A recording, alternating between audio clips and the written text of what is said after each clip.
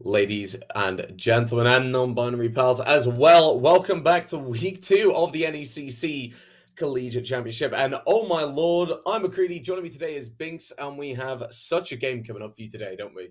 Yeah, we really do. You're going to have the Loyola Gray taking on Niner Esports, and both these teams have a roster that's looking towards getting that first win on the board, with both of them coming off a loss in the previous week. And I won't act like it was a close game through and through, and it just seemed like both these teams just didn't have that extra little edge to take down their opponents. But of course, one of these teams will be walking away with a 1-1 record.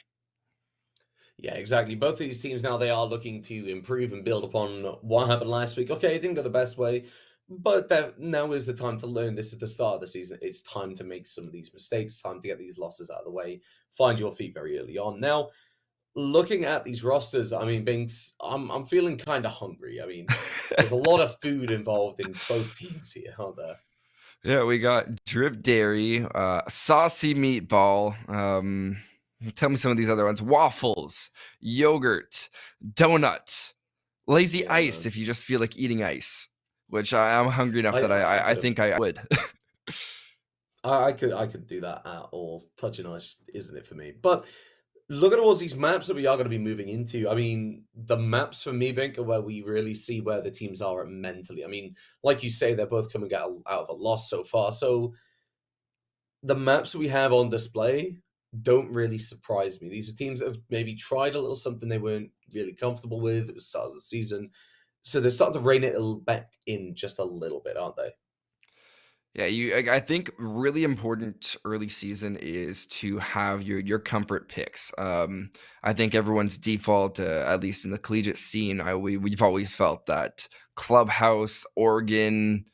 Um, I guess those two would, or Cafe, those three Yeah. would be the collegiate special still, in my opinion, where teams are very comfortable with just the solidified siege that we have.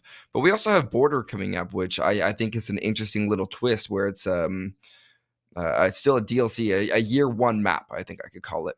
And it has a lot of those great foundational skills that these collegiate teams have. So going back and having Clubhouse Border will allow us to see a lot of that verticality come into play, not to mention the fact that it gives a lot of opportunity for teamwork as well as just a simple pinch onto a site. Well, yeah, Border is a map that I look at and I think, oh, first thing that comes to my head is that verticality on a map like that. Obviously, that top floor, you can have a team can have that buck going down below, starting to do that vertical upwards, or maybe you can have some nades getting utility. But after that first round, after that armory site is won, that's when the real magic starts to come out for me. That's when I'm looking towards these vertical takes. I'm looking at extensions towards CCTV. Teams tend to take an approach that maybe you wouldn't expect to see all the time. Maybe I think last week myself, I was watching a game where we saw a very heavy office presence on a lot of those top floor sites and a lot of the roams as well.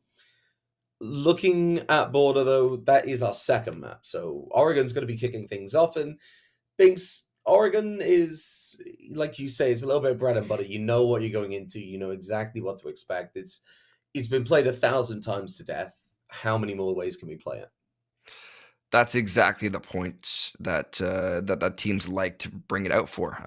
It's comfort. You got to do your thing, and you know that your opponent would really have to be pulling something crazy out, and if they're pulling something crazy out, there's a reason for it because there might be a blaring hole in the defense that you don't want to them to notice. And it's one of those one Yeah. time. It works once, and then the teams will adapt. And I think that yes, Oregon can get very stale, but it's a map of adaptation. You do something for one round, chances are it won't work to do it again because teams are so well versed in knowing how to go and change everything that they have going. They can go and change their roster or change their approach. And I think those little domino effects in each round um, make it for adaptability. Yeah, and we really are going to see which team is able to just nail down those basics. It's something that we already mentioned very slightly. Oregon is the map of basics. Now, speaking of these players, you mentioned rosters. While it's not operator lineups, we are going to be taking a look at the actual player rosters. I know we've talked about the food, But let's talk about the actual meat and bones rather than just the desserts. So, for the side of Loyola Esports, we are going to be looking towards Mary Popinoff, which is quite a good name. I quite like that one. Yeah, it's Just close. Jalen, I Give Free Hugs, La Drip Dairy, and Memes. I think it's emphasis on that second E there. Memes. Yeah, you just got to let it ring out. And so for Loyola, you had a loss within 2 maps in the first week, and they lost their first map 3-7, second one 5-7. So not bad defeats. Clear that the other team might have had a little bit of an edge or cracked the code. But still a lot of potential. Those aren't devastating losses. Those are 1 or 2 rounds that could make a difference in the game. And of course, this is Rainbow Six. Every single round matters. So looking forward to see how this roster does today. But on the other side, we're going to have Niner Esports, which we have Nivozo, Gish, Nivozo. Well, and I do believe that there is a different one, but it could be that they're having fun and are going to make us run in circles saying names today. But as far as their record is concerned, they had a 3-7, 4-7 loss in 2 maps to the Texas Tech Red. So that one is a little bit more lopsided. Of course, there's only a 1-round differential between these teams, but makes for a good match today. I'm looking forward to it. And of course, this is your Rainbow Six Siege Champions division here in the NECC. So we know that these rosters, while they might be a little bit younger, they have a lot of potential that they could really show us this year or this semester. Yeah, and that's something I'm really excited to see. Like we said, we talked about getting those basics, getting the first couple of steps right, getting into that. And this is where a lot of teams will really start to feel they're gelling, get the synergy going towards each other, get the coordination. And to start off in that Champions Division, like you say, this is the Yellow Conference. To start off in that Champions Division is a very strong place to start. Indeed, as a team, you've got to say, okay, well, we're looking to get results here.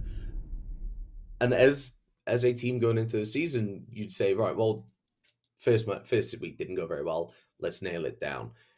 Looking towards these operator bands, a Thatcher Dockerby one. Now, the Thatcher, obviously, it makes a lot of sense to a lot of people when you look towards Oregon. You look towards these breaches over towards that master bedroom, down towards bunker, and especially on that tertiary site as well, when you think of that meeting wall. Thatcher's a huge operator when it comes to clearing the utilities, so the band makes sense. I'm going to skip past the other ones, Binkkz, and we're going to talk about this Solace very quick, aren't we?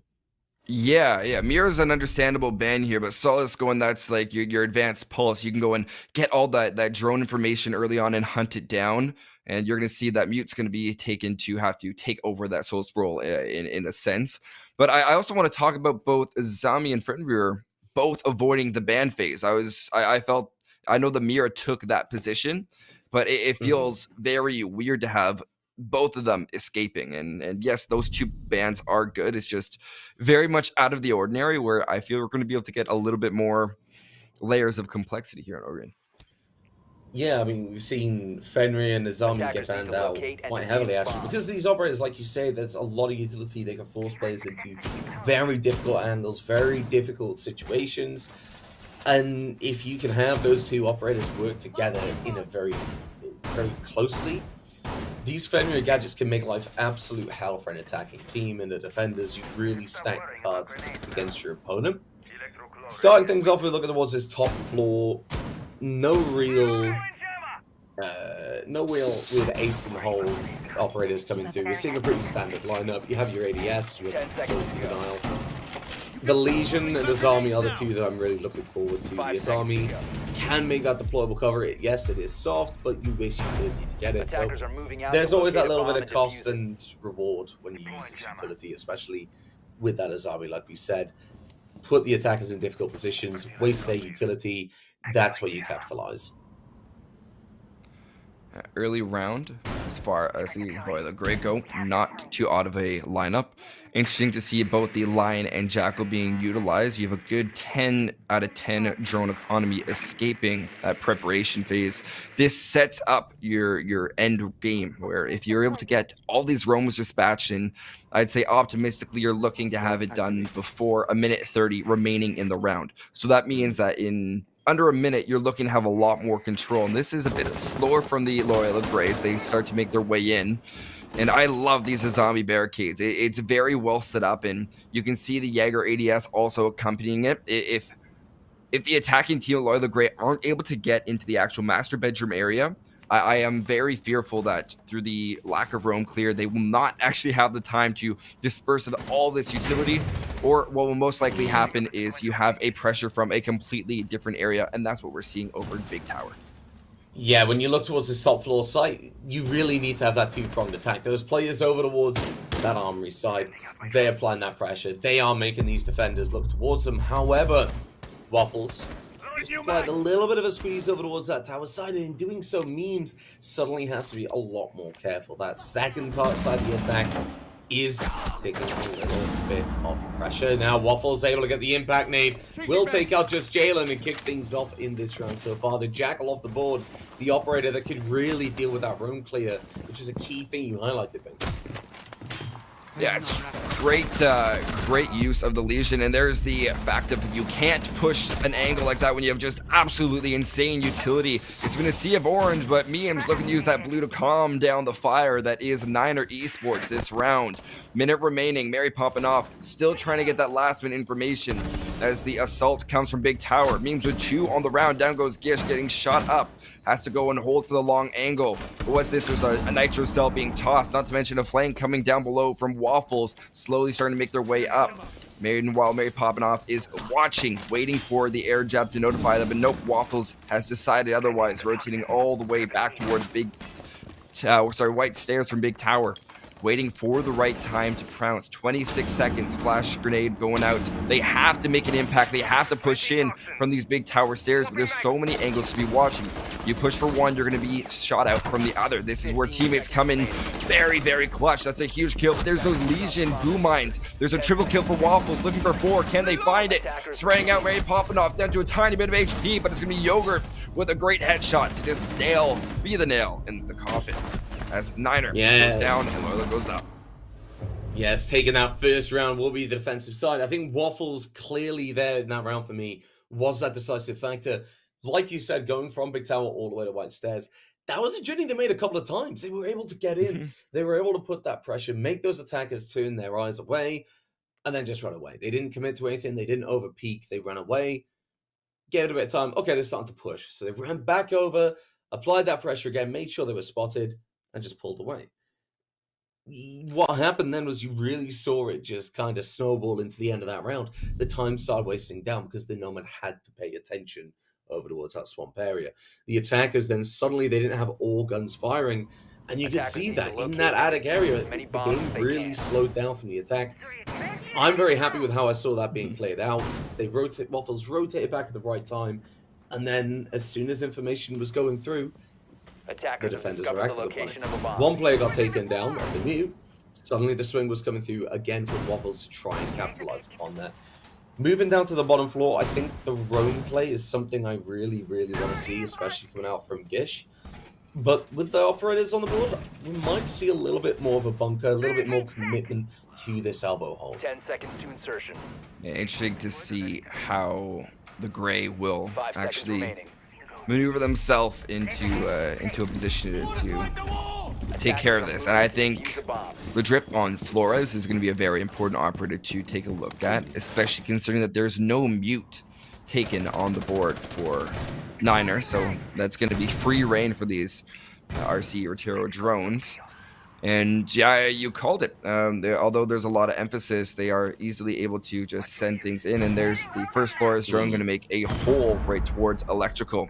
Great opening push from the Loyola Grey, but it needs to be followed up with pressure from either tower, because a full-fledged attack on to blue and elbow it just seems too one-sided to the point where NECC only has to maybe throw 2 defenders at it and be comfortable. Yeah, ideally, towards this round, I'd really like to see Loyola. They go for that blue push. They put the pressure on tower stairs, but then they rotate around. Somebody's dealing over towards Laundry. Somebody's over towards Freezer. Do exactly what we saw the defenders do in the last round. You draw the attention away. Now we're seeing the Flores. Yes, that wall was opened up very early on, but now it's starting to work both ways. Not enough ground was seized over towards that bunker from the attackers, and now the defenders were able to use that angle. I'm slowly creeping towards this halfway mark in the round. I give free hugs, slowly moving forward alongside the rest of the team, but unaware that player is over towards Zulu.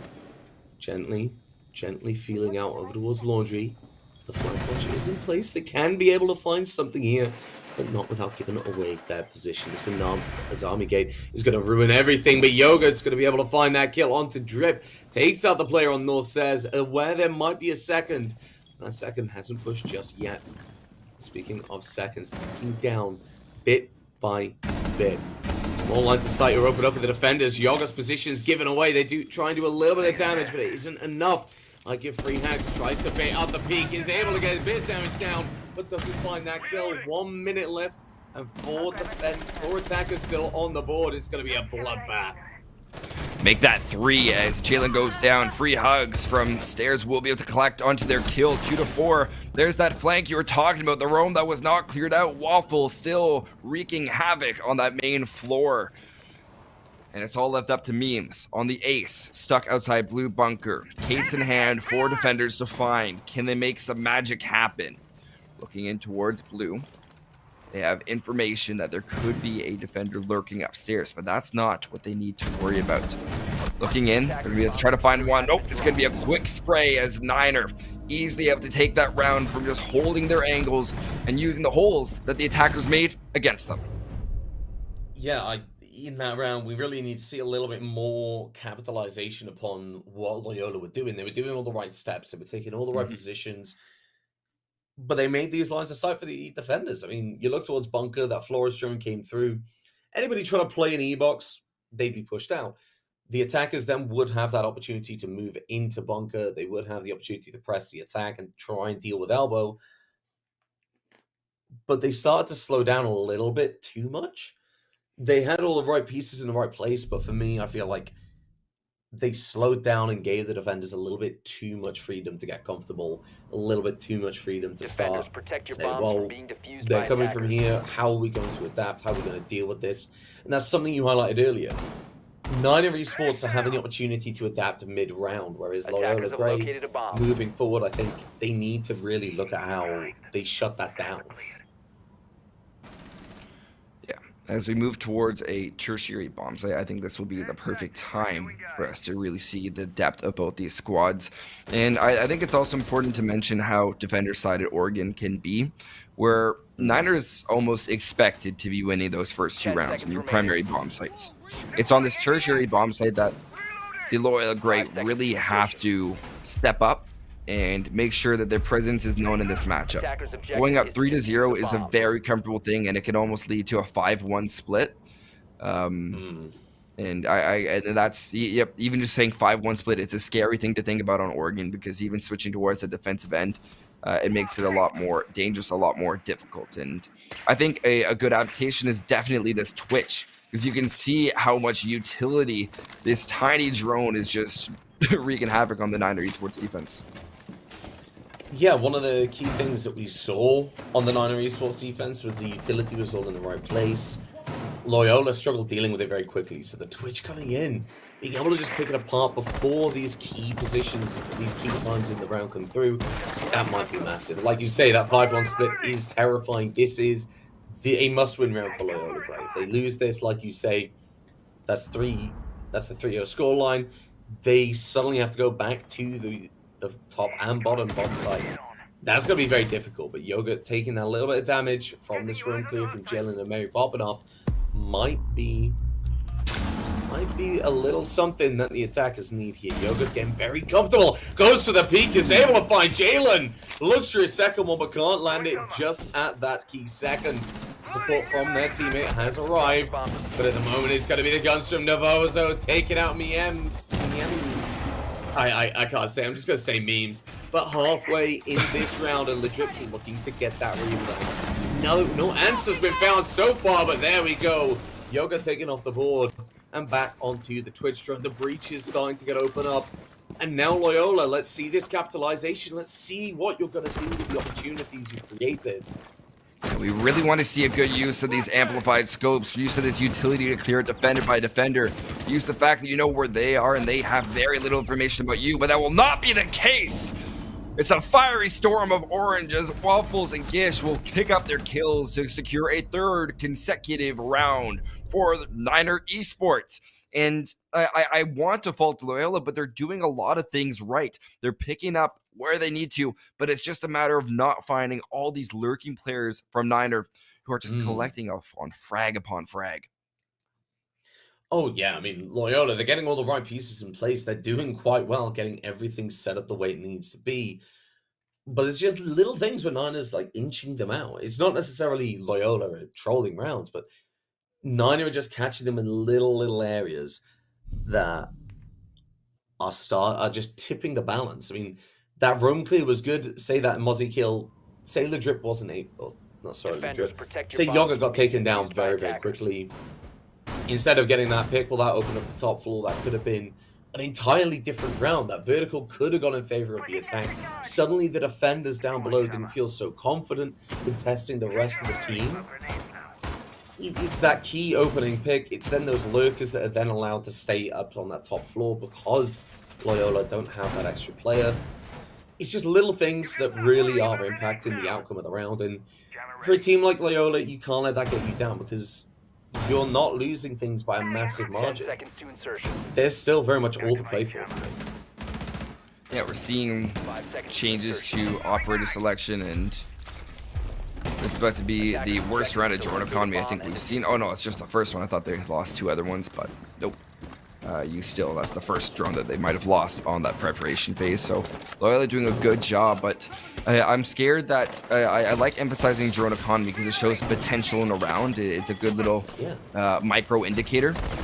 The thing is, if you're not setting your drones up in pre-placed spots early round where they can come in use, if you die early on, then that's 2 drones that went completely wasted that I would have rather you lose a little bit of information. Now, going and reattempting a second floor site with almost a mirrored setup, besides Waffle staying upstairs this time, although I think, staying upstairs this time, I need to see something different. I need to see possibly a split push or looking at what Niner Esports does not want you pushing, because you can see all the utility that they're putting towards the master bedroom area.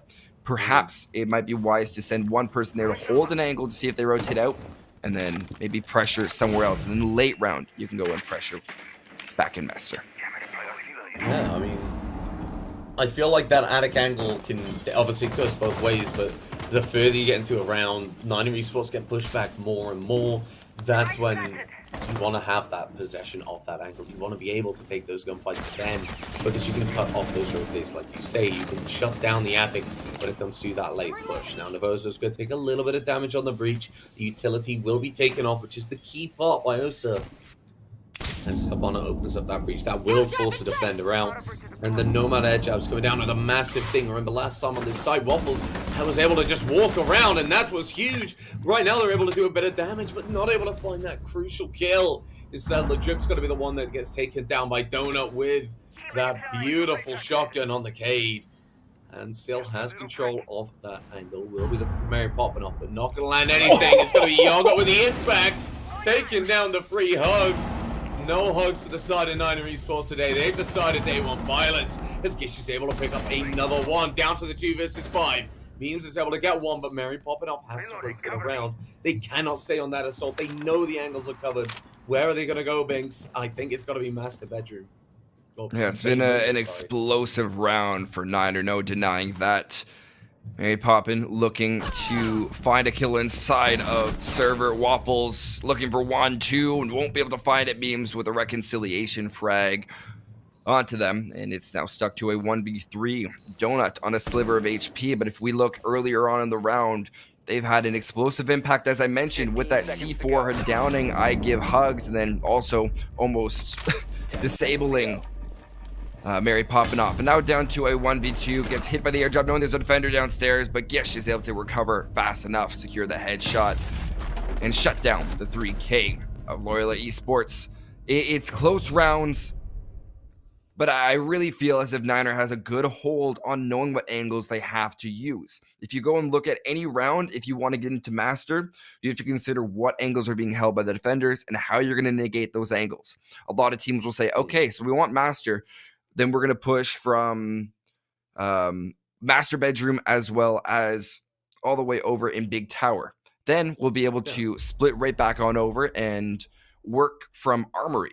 So these 3 points of interest and coordinating with your team who's holding what angle.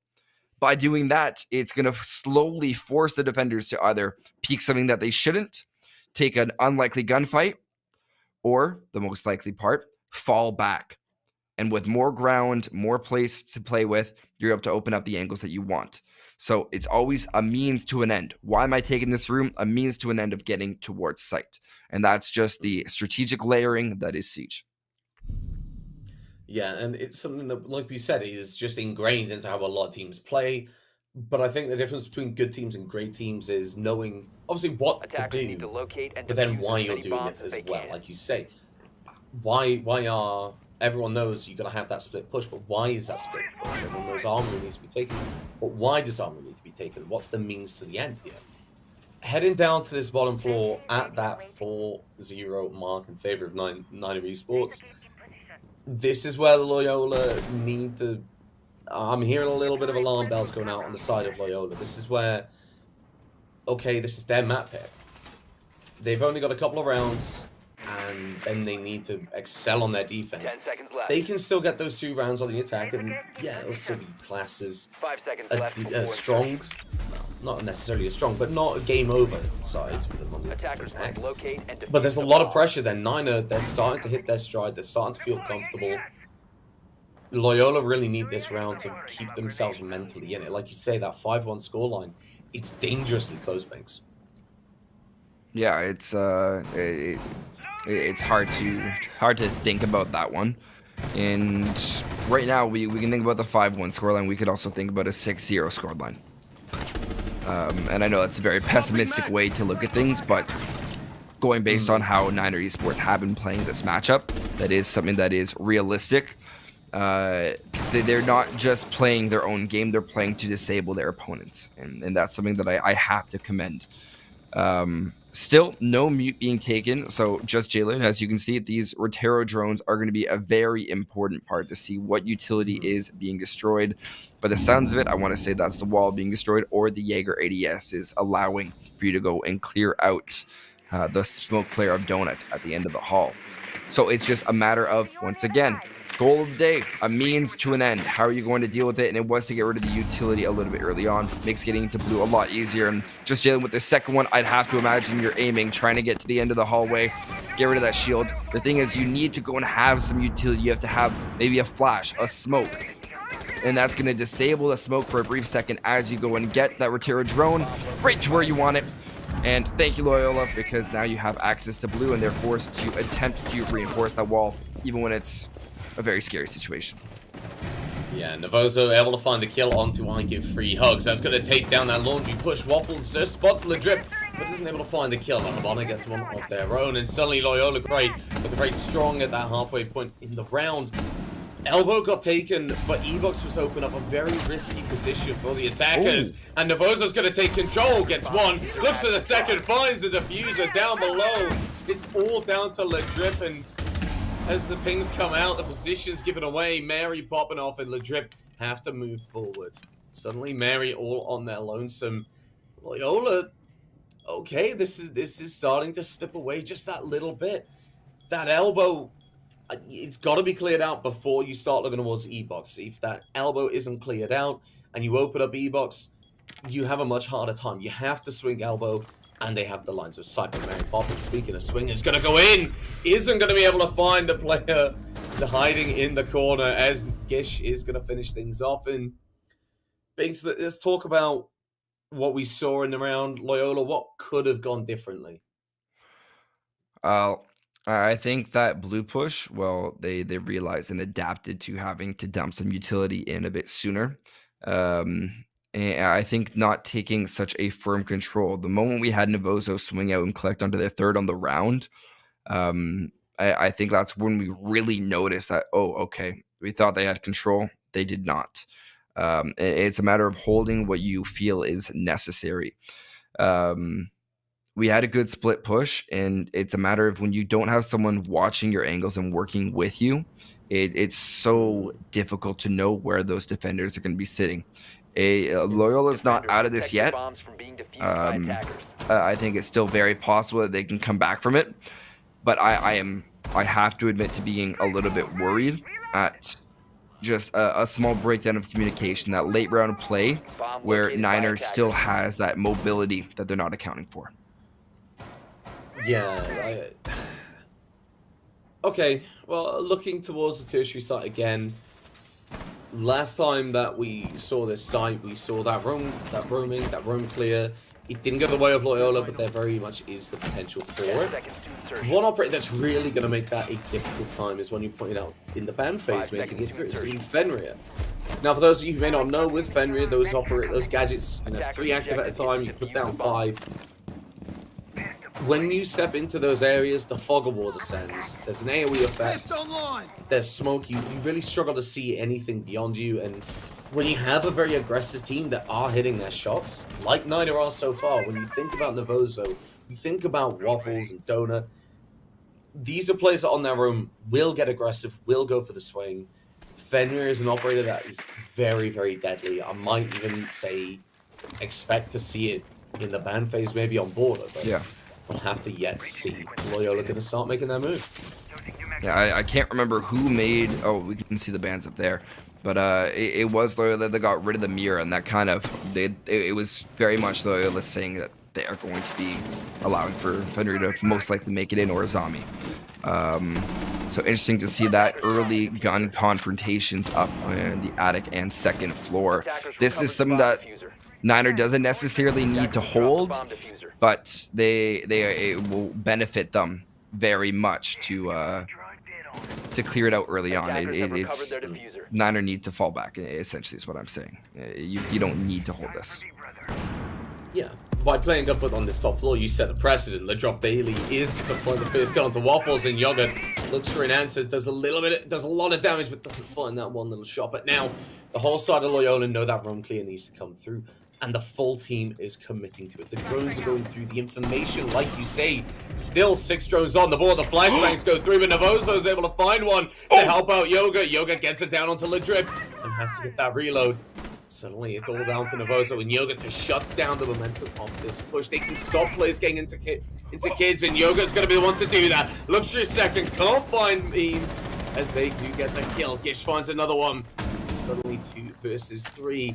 Loyola, they still have that soft destruction. They have control of the top floor, but a minute left. 3 players on the defense, and vertical utility to clear. And the defensive side that are very much adapting to this push. Changing mags. Very worrisome as time ticks away. They don't have many options. They might be forced to funnel in through this kitchen hatch up above in kid's bedroom. 35 seconds to go. This is where your heartbeat really starts to trickle in. You have to consider what your options are. Meeting hall is not going to be a viable drop because site's all the way back towards living. And with this, you're meant to rush into kitchen, a great funnel point. You don't know if there's going to be a Fenrir or gadget waiting for you. Where Donut is still alive. Spring around trying to find Malusi. That's a double kill for Gish. Spring around has to find the final player. They will. That's a 3K for Gish. And that is the perfect split for Niner Esports. A very, very strong start coming out from Niner Esports. The defense, a statement has been made. They are here to play. They are here to win. And most importantly, they are here to dominate. Like you say, very, very strong. A 3K coming out to really shut down that half, and what a way to move on to the attack. Now, for Niner Esports, it's all about the momentum coming through. They have the ability. They have the gun skill. So do Loyola Grey, though. This is where they can capitalize. If they can bring a very, very slow down lineup, and as I say that, I mean operators, like you bring the Azami, maybe a Malusi or a Legion, or even the Smoke. Operators that slow things down, they stop the push from getting that speed, that aggression that we've seen on the defense. You can really start to bog down the play. That's when you can start to take control of the momentum. There's enough of a break when you say, okay, well, we've got to go defense now, the play style changes. But for Loyola Grey, Binkkz, the big worry for me is now a perfect game of Siege is required. Not to win, but to go to overtime. That's a very, very big ask, especially when maybe not all these players have warmed up to how they're feeling comfortable.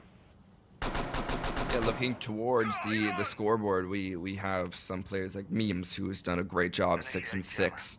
But 10 seconds it's to been a go. slow start otherwise. And even on the side of Niner, we've had some really big blow up players where Donut clearly more and more that support role. Interesting to see that on Osa. But Navozo, Gish, Waffles, Yogurt, that's 4 players that are consistently fragging. I want to highlight Donut's only 1 and 3 with 3 assists. They're still doing their part.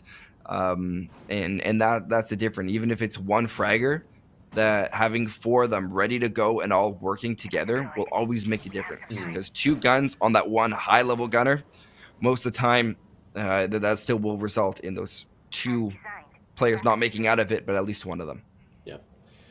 Yeah, you give yourself that little bit extra margin for error, and in doing so, like you say, you don't have all your eggs in one basket, so you could afford to lose that play. You don't want to, obviously. You'd much rather avoid it, but there's still that potential. The round isn't lost if a player goes down. Waffles is looking through this big window. The Drip Dairy coming very, very close to that gunfight, but nothing coming through just yet. Now, Niner Esports have definitely changed up the pace.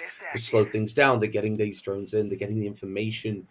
They're really feeling out Loyola, Gray. I think they realize they've got a lot of ground to work with and a lot of possibility to slip up and keep going. But they don't want to waste any of it. They want to make sure this is perfect. They don't want to get ahead of themselves. And while the droning will come through, no utilities really dealt with as of yet. I can only really expect Niner to have a very, very fast push once this does start to execute. Bish, gonna look towards that attic side. We'll start to open it. Memes will have to be ready to respond with the TCSG. The question is that 2x going to put in the work? Osa Shield will go down and Nomad will start to get aggressive. The calls will go out to the rest of the team. And with 1 minute left, all 10 players alive, it's going to be a bloody possible conclusion to the game as we'll see Memes go down to Yogurt. That's your top frag now relegated to the bench for the final 60 seconds of play. Final 60 seconds of what could be this entire map. A quick one at that. Just Jalen opening up the hatch from down below. That's going to be an interesting angle to have to contend with. Meanwhile, Hugs is going to collect their frag onto Waffles. We've seen them be a very dominant figure, but still, 4 more guns on the side of Niner to rely on. Waiting for down below is just Jalen, just waiting to have their opportunity, and they'll pounce. Hugs and Jalen to collect on their frags. Hugs to get a triple kill on the round. Down goes Yogurt. All it's up to Navozo to find 4 in 30. And it looks like this perfect match is now out of the question. Looking for the first frag. Jalen's going to take some damage. Won't even matter. SMG-11 will go, and you're ready. Back into this game. There's Loyola. Yes, picking up that first round so far, but a much needed one at that. On that side switch, and in doing so, making them just say, we are here to play. We are here to actually perform to the level we know we can. I think that round, it really came down to the positioning for me. I think Legit Dairy playing so patiently down in meeting, waiting with the C4, was able to cause so much, I want to say, shenanigans. Getting that C4 up the hatch, suddenly the players in attic suddenly don't feel as safe. And that's when we see Loyola, they really start to take control. They start to capitalize, which is one of my key points I keep coming back to. I feel like a broken record. They made an opportunity. They've capitalized. As soon as that pick came through in attic, we saw the roamers start to really collapse. They were able to find pick after pick. And it did feel like a bloodbath. It felt like a sea of blue coming up at the kill feed. And that's what I want to see from Loyola. It's something we knew that they could do. That's what I want to see regularly. Yeah, I think in maybe defense for Loyola means that they get to be in control. They don't have to mold to what their opponents are doing. They can very much settle in, settle down, play their siege, and hopefully that's what we get to see now. Basement's a very different story. So we'll see how they adapt to that. Niner felt very slow on their approach, expecting for more of a 30-second meta type of play. I don't know if you got that same sort of mentality from it, but not enough utility being dispersed throughout the round led to a little bit of a rush, a little bit of a crutch where Loyola was able to funnel their kills. So for a site like Basement where the prep is a lot more towards the site and clearing roamers generally, and I could be mistaken as all 5 players are now stacked up outside of blue, and I don't know what to make of it. it's looking... It's very easy to make an assumption into how this round can go through, but the smokes coming through can slow this all down. They're giving Loyola time to adapt. As you can see right now, the walls will go, but there are lines of sight. The smokes go through. Yoga will lead that charge, taking elbow, has the shotgun in pocket. So a Harbridge gadget on elbow might really open things up, but there isn't one just yet. Just Jalen's going to start getting aggressive. The pings come out, able to find the pick. Looks for a second, goes for it, gets it. Oh, beautiful as Waffles finds one, and Navoso gets a second, but it's going to be the 1 on 2 Waffles. A 2 versus 4, and Loyola have successfully kept the attackers outside of this bunker. The gate will get picked up, but it's going to be I Give Free Hugs, taking down Navoso and seemingly closing out their second defensive round. Now that it's all up to Donut, I want to go and highlight both Jalen and Drip Dairy, the Maestro and Aruni. This Maestro Aruni setup completely disabled Niner, where they were able to just let those Flores drones go in, or as well as drone look through these smoke canisters that we're throwing out, blocking that line of sight. It wasn't dealt with by Niner, and it most definitely made a big impact, as that's just a great shot by I Give Free Hugs. And not to mention the fact that those Aruni gates were then reactivated by those Maestro bullets, and that is such an ingenious way to set up inside of there, because you always have that understanding. And if I remember correctly, over in the blue to pillar door, I think the Aruni gate was also placed for that Maestro camera. So great use, and the thing is, it worked great. One single Flores exploding RC Rotero drone would have disabled all of that. Yeah, and I feel like the utility usage was definitely there from the side of Loyola. Looking towards that round, how it played out, I feel like the smoke was such the key operator there. Like we said, they had the aggression, they were ready, they were in position, they were ready to go. But the smoke canisters, they slowed everything down. The attackers couldn't push. And that's what I said, they need to bog down Niner. That's exactly what happened. The rest of Loyola could get there, and they can win their gunfights. They certainly can, especially when you say the Maestro cameras are feeding the information. I'm a little bit upset not to see a Maestro on this tertiary site, but I'm not going to criticize them too heavily for it. They want that vertical play. They need a little bit more on the side of gunners, as well as somebody that can have that gun up on that bottom floor. 10 seconds to go. The Malusi Castle and Jaeger combination really suits that. With the Malusi, you're still able to slow them down. The Castle, the same again, and with the Legion, well, you do that little bit of passive damage. You're able to get them just stopping for a second.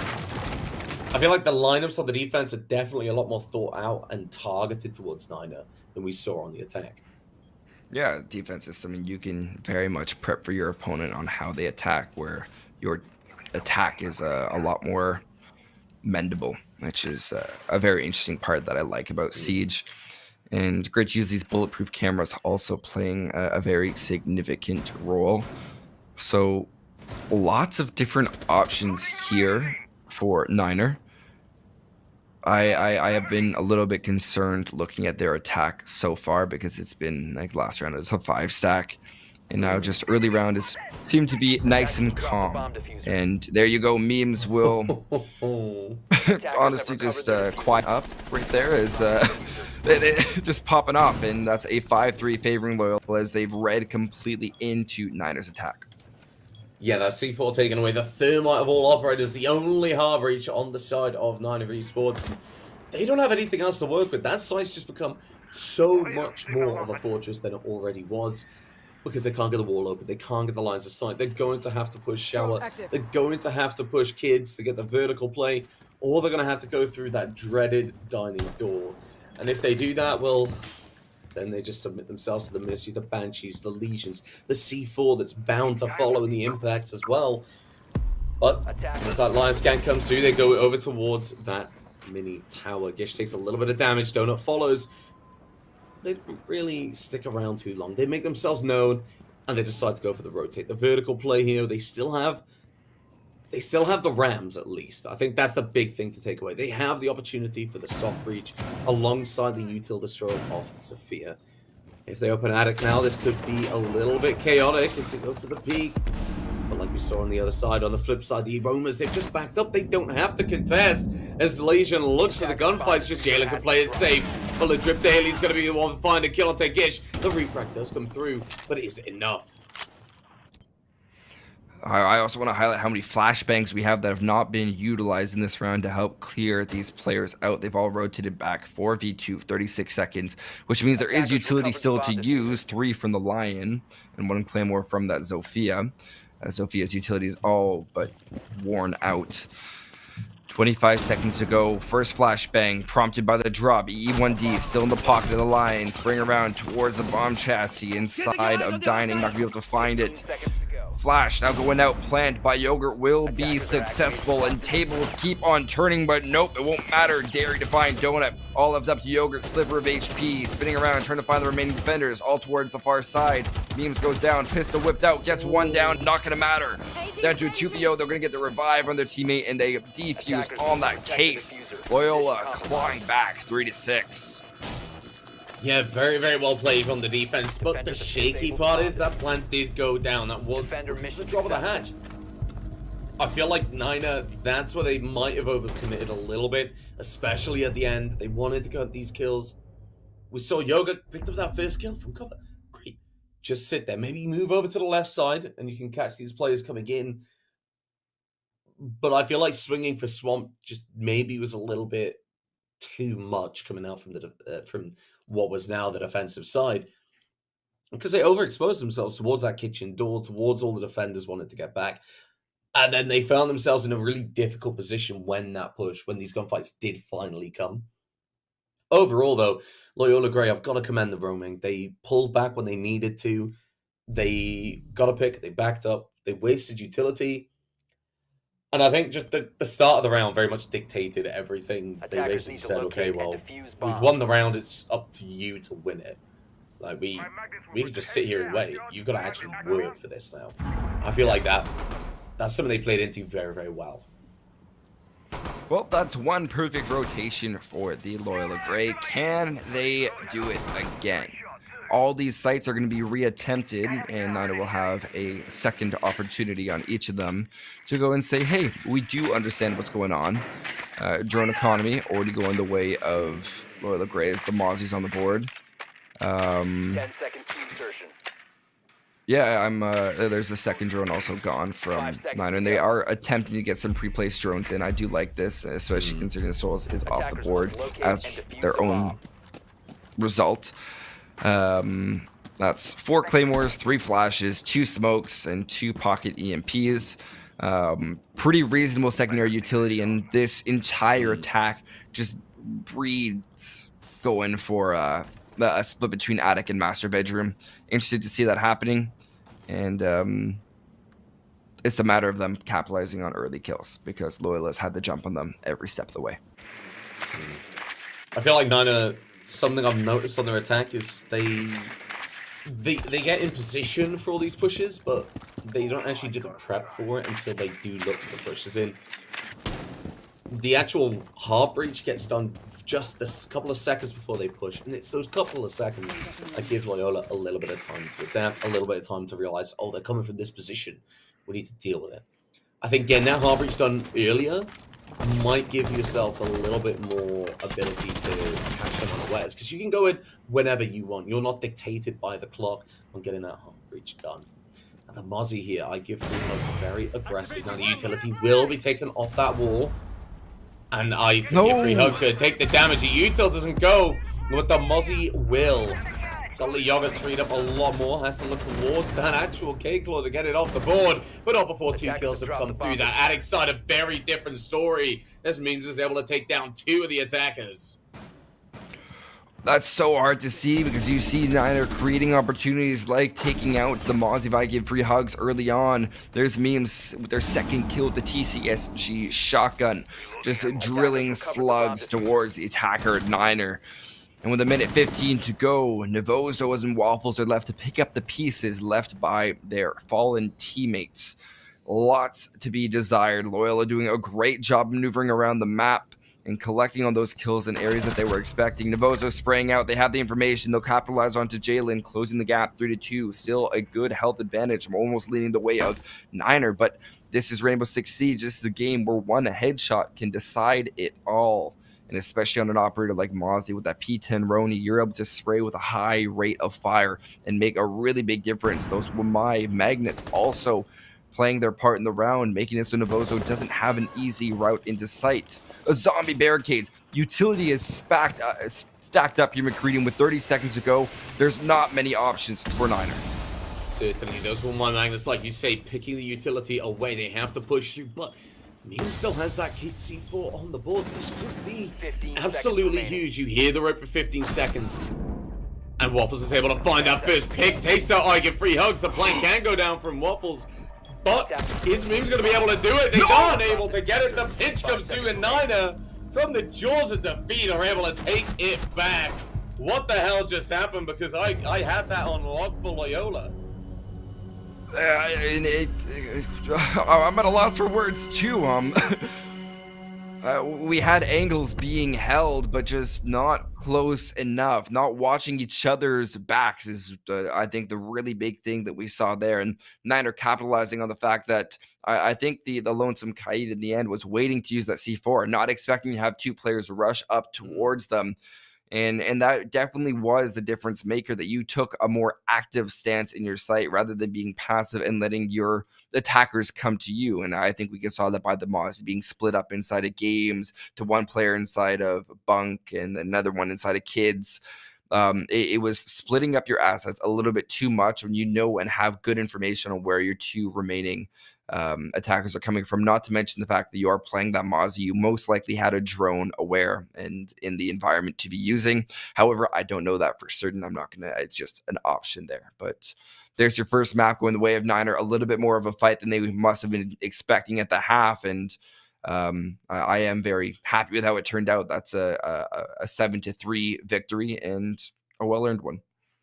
Yeah, certainly. I look at that round, and I think at the very end, that is exactly what we saw from the very first half in Niner. But Loyola, to their credit, they went on that defensive side. They've really stepped up. They've really shown us what they are about, why they're in this championship division.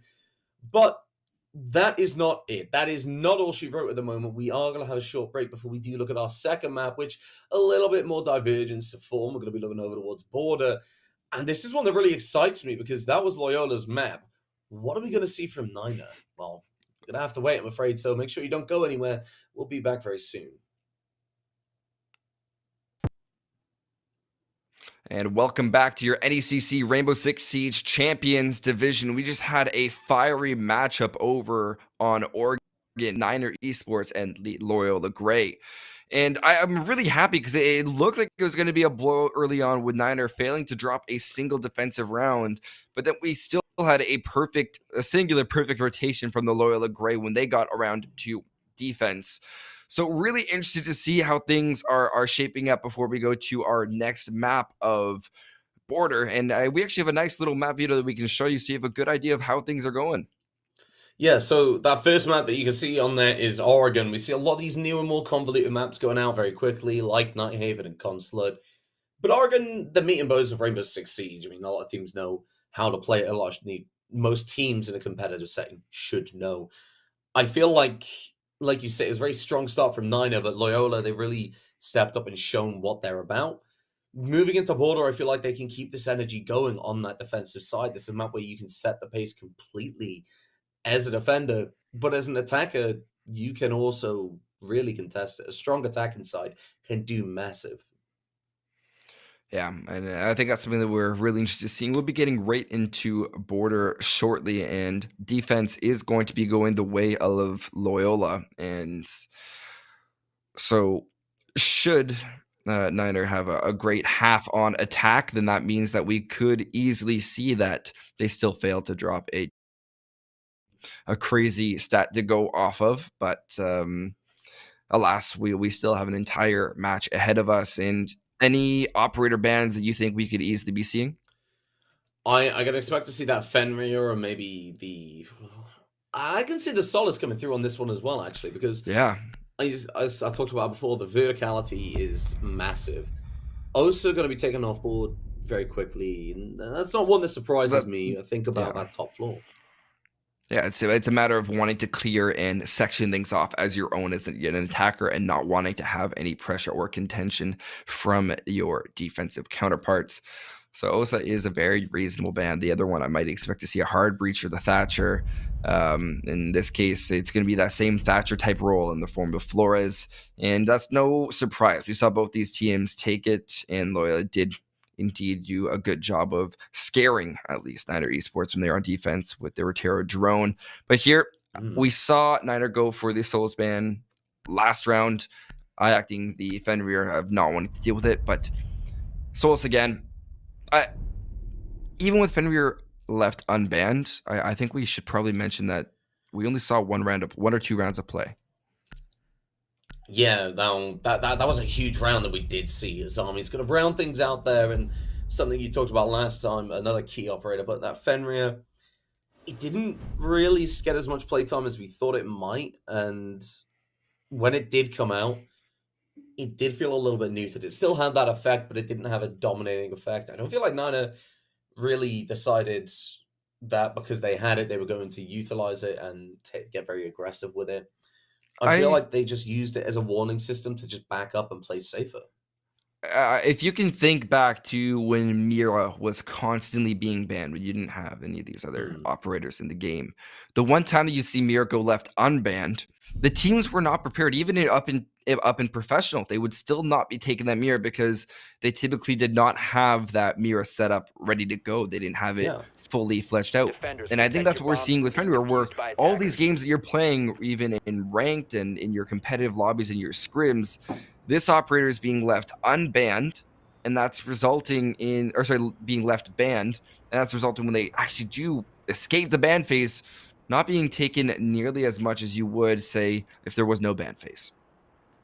Yeah, I mean, we saw the same thing with Thatcher. I think that's my favorite example of that. Oh, that's a good one. Thatcher would get brought in, and in the 20-second meta, a team literally would not know what to do for that entire mid round. They get up, they get the breach open, and suddenly they had no clue. You tried a lot of teams just waiting for the 20 seconds. So I do understand where you're coming from. I think Fenrir might not have been one they were ready to bring out, or one that they were really comfortable doing that with. But starting out in this round, I'm looking at Niner. They have those 3 drones already in the positions. They have another 5 to back themselves up. The Thatcher on the board as well. I think if we see an archive push, it's going to be a lot easier. A lot of this utility can get taken away. But on the side of Loyola, how are they going to adapt around this? Is the player towards archives? Is the player slightly over towards 90? Are they going to collapse hard, or are they going to say, well, let's hang on a minute? They might have somebody like Navozo over towards break. We might need to be a little bit more passive with this and not fully commit. I think we've seen that Niners very methodical in their approaches, almost to a fault sometimes. And as we see this first grenade get cooked, to go right in, it'll be caught by the Wamai magnet. Second one being thrown out, won't be able to get set up in time. That results in Jalen taking some damage. Unfortunate there. They're going to be sitting right inside a security room corner, really looking to catch their opponent off guard, or more or less make sure that they're unable to pressure in, or at least act as a deterrent. First kill of the game will be a bloodshed Gish onto Jalen. That's the captain we just talked about, and a little bit of confusion. Multiple C4s being set up. I don't know what we're watching here. I think we should go in. Beyond me at this point. Beyond me, and very careful. Yeah, so 2 Selma breaching charges used towards office, methodical. Once you clear out towards office, you have more options. The Drip Dairy using this tiny sliver. Navosa to go down, and there you got to catch them all, and that's the second impact nade, or third impact nade kill we've seen in this entire series. Final minute trickling away, and it's going to have to be Loyola picking the pace up, but it's going to be traded right back into a 3-3 format. Yeah, Gish able to even things down now, and with drones starting to move through, a minute still on the clock.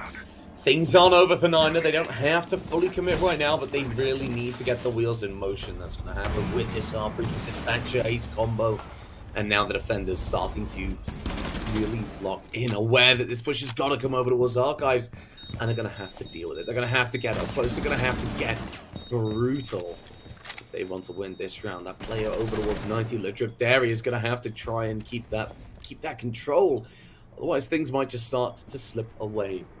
20 seconds now. Time ticking down as the drones go in to find those final positions. The EMPs start to lead their way through. Human Minds, Capcan Traps, they might start to struggle. The EMP goes through, and the plan starts to go down, but Waffles is able to find that first pick. And now the defenders, they have become the attackers. They need to get aggressive. And while Gish does go down, it's post-plant, and the attackers have all the angles they need. They have to breach over towards that plan. The Driftary goes down on 90, and it's all down to Memes. Goes with the hand solo pistol, but isn't landing the shots. The C4 doesn't even go out either. And now the attackers know where they are. They can't go for the post plan because right now you walk right into the crossfire, and Niner will take that first round. A very, very strong post plan. I think that's one of the closest rounds we've seen all around, where it was a coin flip at multiple times which way it would go when it came down to a singular or different gunfights. And at every point, the fact that we wound up at a 3-3 format going into that final minute and pent, even into the post plant, it really showed the trade game that they were going for. One thing that I really liked about Niners' attack was they kept on going back to those drones. It wasn't drone, okay, let's just go push. It was a lot more consistent throughout the entire round, and that led to a really good understanding. And I think within the entire setup that we saw from Loyola, the reason why Kaid had to whip out the Han Solo pistol, as you called it, was because that TCSG was responsible for almost all of the destruction on site. So scary stuff to see. But there's a lot of opportunity going forward into ventilation and workshop. You have Fenrir on the board, as we've had a crash where we might need to have a quick little rehost. Locate and defuse bombs. Yeah, it does look like that is going to be the case, and unfortunate for Gish, I feel like this really is a bad time, a horrible time for Niner. They just lost a couple of rounds on Oregon. They were able to bring it back. And coming into Border, they get that first round, they get the basics, the droning. It's all there, they get it, and they immediately have to stop this rehearse because of that crash. And in doing so, that momentum that they would want to carry on is kind of given back to Loyola a bit. They could say, right, well, we didn't ask for it, but we could slow things down with this. And I feel like that, Binkkz, is where we're really going to see Loyola have a chance to bring it back very early. Although I did want to talk about in that last round how close we get to see 375 packs opened. Yeah. Yes. Can we? 375 packs? I mean, there's got to be a black eye somewhere. Or there's got to be something good here somewhere, yeah? All right, let's get one pack going, you know. What are we thinking? What's the, what do we want? Oh. Whoa. Oh. Containment. Oh. Okay, flex on everyone a little bit here. Okay, we see you. That's an unnamed gamer, really making us a wish. And hey, there we are. Hello. Yeah, there we go. Little bit of a tease there coming out from our observer. But, well, you know, back to our wonderful faces. So we are going to see any packs opened up, unfortunately. But, well, maybe next rehost. I'm not too sure, Binkkz. Next rehost, we're going to strike. We'll strike until we finally get the alpha packs being opened. I think just looking at just the progression, I feel like I have to mention it. The Master Chief Sledge skin. We talked about it briefly, but it's just a new level of Rainbow Six Siege content coming out. I was very happy to see it, and as a day one player, like a beta player, it's so weird to just go and look at the game now and think about it all the way back when alpha packs didn't even exist, to 375 waiting to be opened with a whole bunch of special packs where I don't think Unnamed actually understands that alpha packs are in the game and you're able to open them. It's not Year 2 Operation Health anymore. It's not a leveling system that you you show how old you are by how many alpha packs you have. But I think I've got to echo the sentiment. I mean, you look at the game in Year 1, you look at when me and you were playing the beta completely separately, unaware that each other existed, but Yeah. and brought together by this wonderful game. But you're looking at the Hereford base, the house matches, and the scale of what we've seen from Siege becoming from between then and now, and whole universities committing full teams to this game. It really does make me proud to see where Siege has developed, where we've come from, because we can have opportunities like this. We can have games that are played so well, so methodically, and so excitingly. For me, that's the big draw, and that's what I love about NECC. It brings this massive mesh of players from all across the country into one place. So for somebody who's over in EU and wouldn't really have a chance to see any of these players, that's something that I love. Yeah, and for me to see esports in Canada growing, where I'm currently at Queen's University, broadcasting live from CFRC, it's so cool to be a part of and to see the growth while I'm actually in school. It's really cool to have esports programs being developed, not in an academic environment. And I think it's something that needs to continue. And it's cool to see new games popping up and see interested students and even the older ones where Rainbow Six is getting up there in age. Just continue to provide such fun, fulfilling content. But yeah, I think we can go and try to, as hard as it is, as we're both going through a wave of nostalgia right now, just to turn our attention back towards the game of what these teams need to be doing to get back to a year 2 map in the side of Border as we jump right back in. Yeah, now going back into this side, Loyola Grey going on the defense.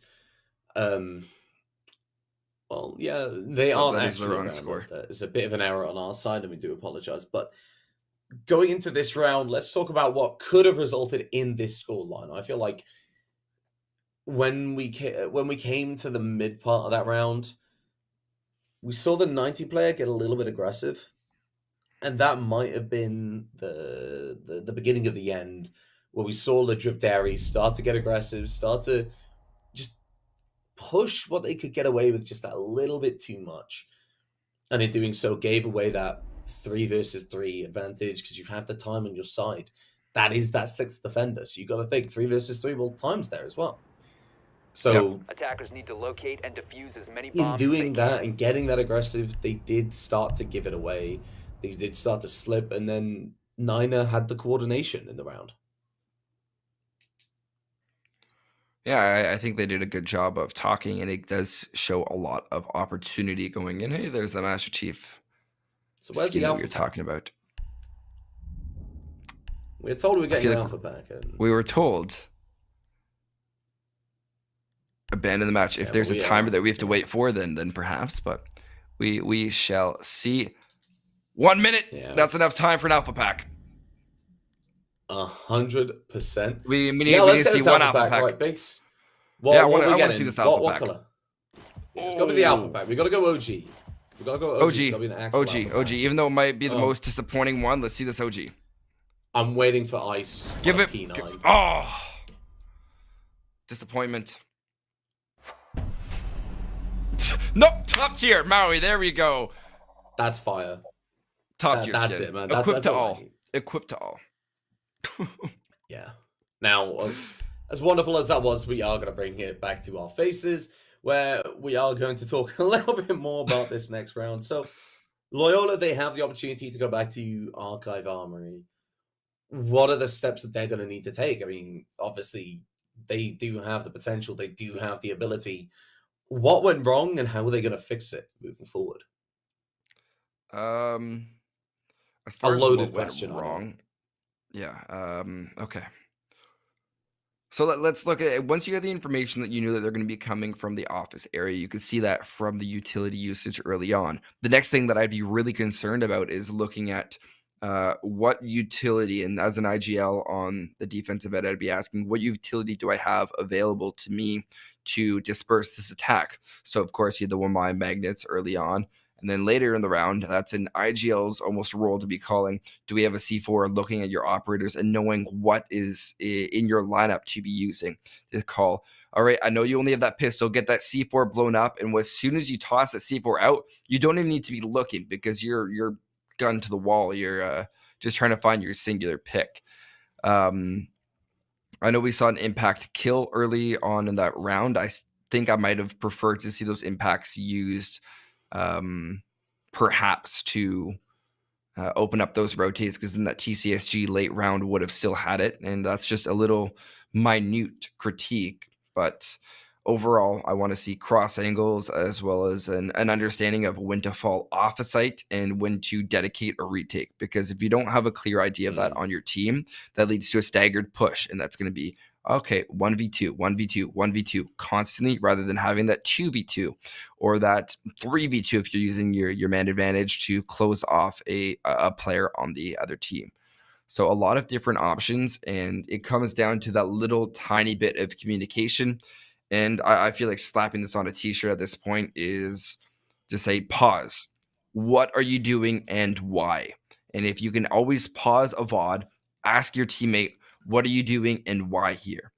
And if they can't provide a really good reason, then that means they might not have been actively thinking about what they're doing in a round. And as you get to best of threes that can be going on for hours upon end, or a best of five that is going on possibly 5+ hours if they're long games, you have to be reminding yourself to have an active mindset and moving towards that and thinking about every moment around, what is the best way for me to be spending this 3 minutes?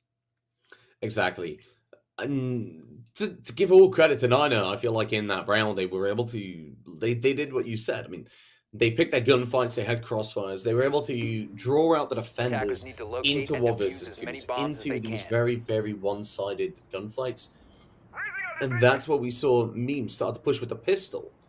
And then the drip dairy was stuck by themselves. This is what we saw Loyola really start to just kind of become the undoing of themselves. And that's where, with the VOD review, you really stand to gain a lot of benefit. What were you doing? Where could you have been? What could have been better? Going at it and being objective about it. Not saying, okay, why were you playing there? That was stupid. Or why were you playing there? What were you trying to accomplish? How else can you do it? Because we saw players over towards break. We saw 2 of them, actually. Did they need both players over towards that CCTV area? Could one of them have dropped off or just held 90? But that's for the teams to decide. But in my opinion, I feel like one player on that road, maybe one of them putting pressure over towards 90. Well, Loyola, the writing's not on the wall. It's 1 round. Now, I give free hugs as they've been trying to kick that momentum back in their favor, try and get that opening pick.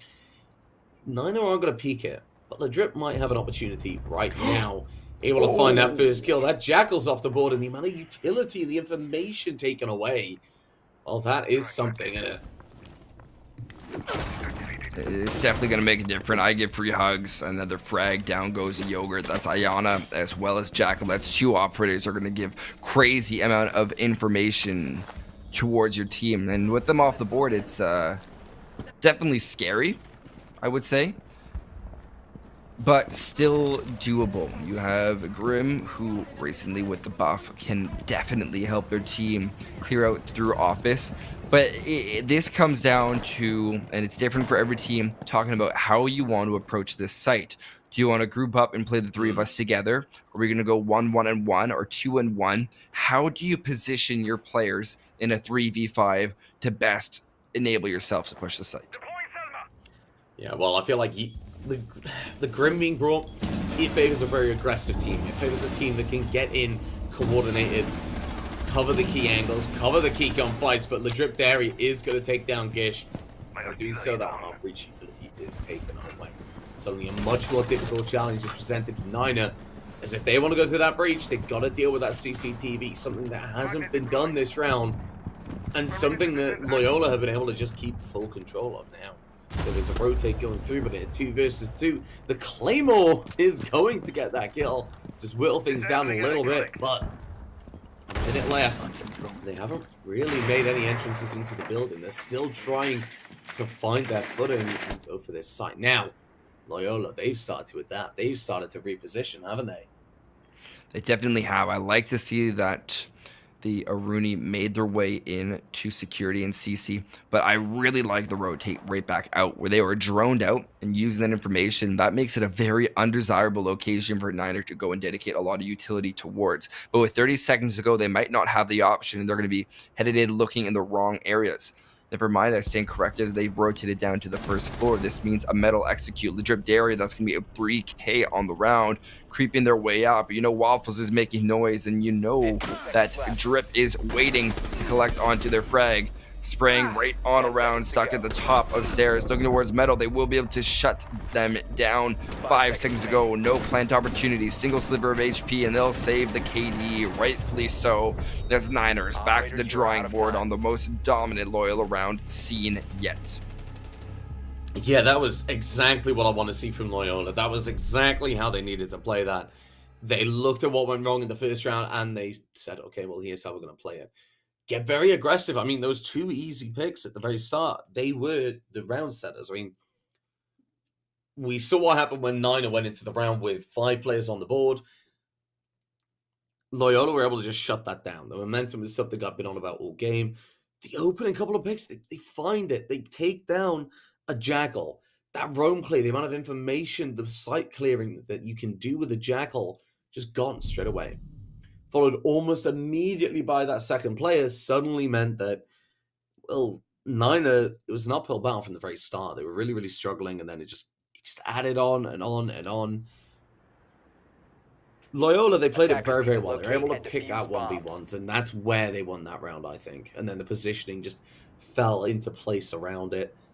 But that was the start. That was the round win. Yep. I think you encapsulated that very well. As we go forward towards what would you argue that Border does not have a tertiary bomb site?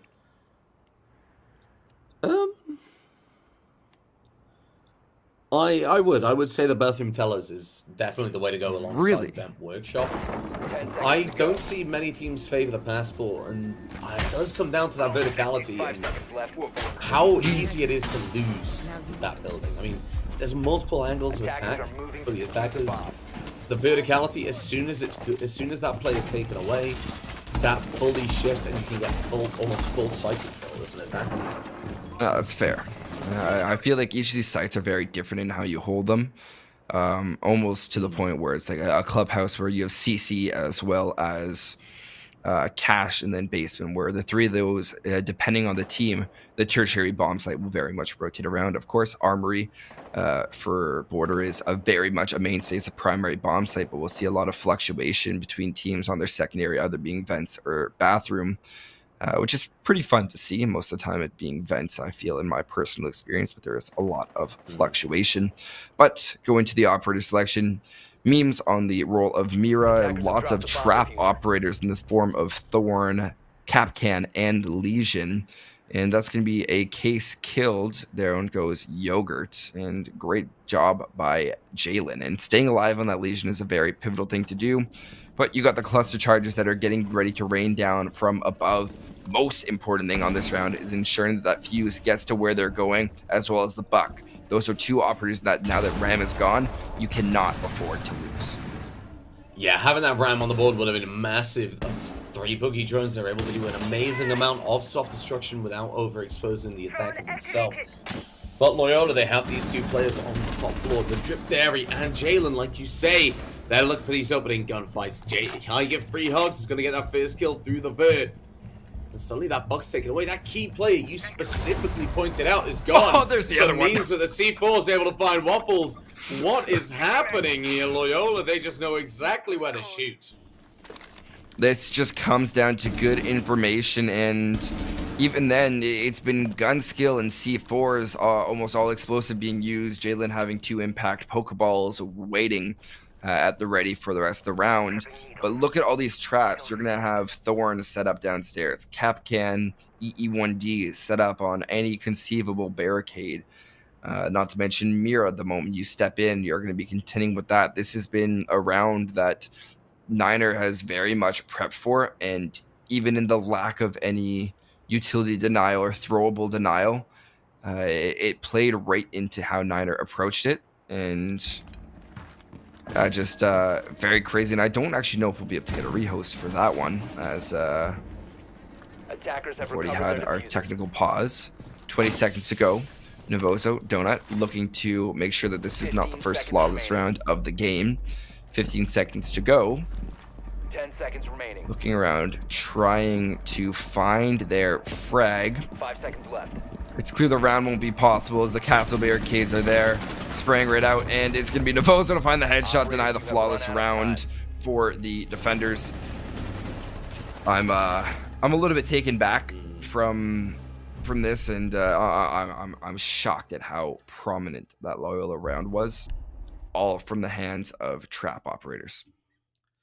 Yeah, I mean, we talk about the flawless round being taken away, but realistically, there wasn't any meat behind that. The round was lost a lot sooner. As soon as that buck went, that was it. I mean, the verticality had really just ground to a stop. Novozo had the IQ, but they weren't really going to get anything from it. As soon as vertical holes were being made, at that point, Loyola, they were confident enough. They had enough players that they would contest. They would look at winning their gunfights. And I feel like that's what we saw happen. At the end of the round, Novozo and Donut, I don't think they were really ready to go in and rush the point. I feel like something we saw them want to do in Oregon was because they made the choice to do it. They didn't want to do it this time. They weren't really confident doing so. So we didn't really see anything. We saw a window peaked, an exit frag picked up. But you've got to give the credit to Loyola. That was very well played from them. They just picked everyone apart. They picked out those key operators. That's all they wrote for the round. I mean, there wasn't much more to it. Yeah, not too much to break down there, unfortunately. Is pretty clear cut.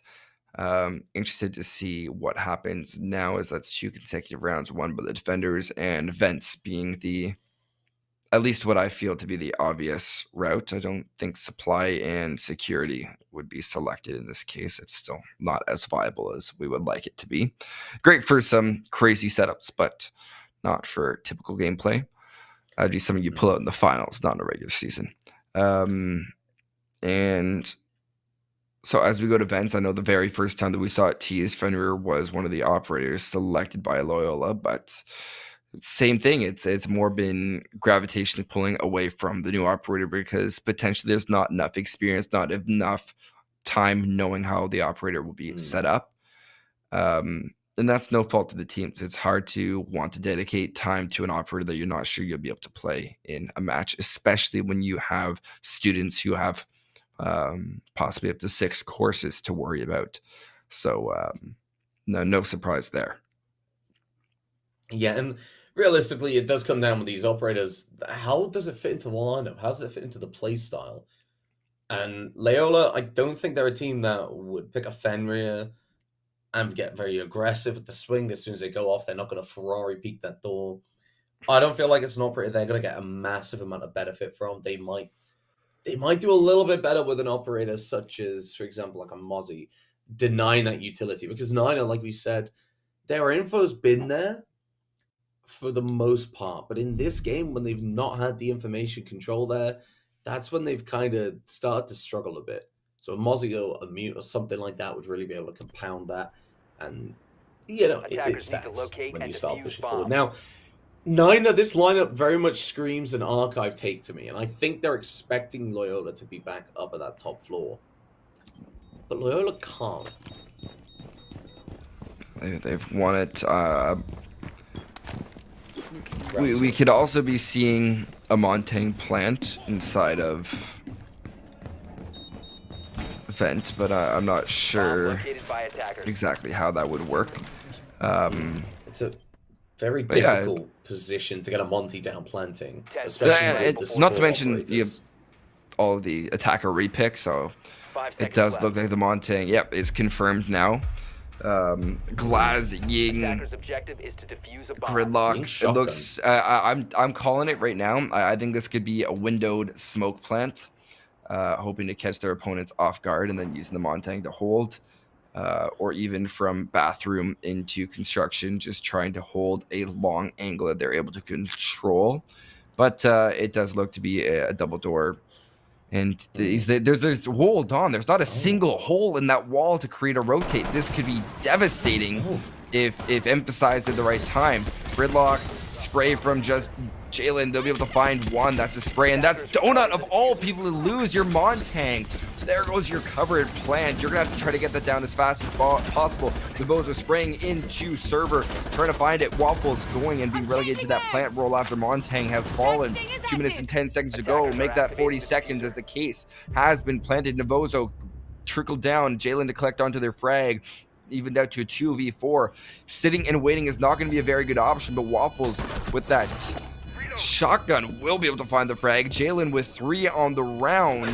It's all left up to Gish, who on Zofia. Claymore still in the pocket, is going to have to swing and get a little bit more aggressive to protect this case. Mary popping off. Has located the diffuser as Jalen will now go and attempt it. Waiting for the run out. They can hear it being taken out at spraying. It's going to be a successful defuse for the Loyola Gray. There was so much opportunity there, but not able to execute, not getting into that well-structured positioning that we have come to expect from Niner, which is very weird to say.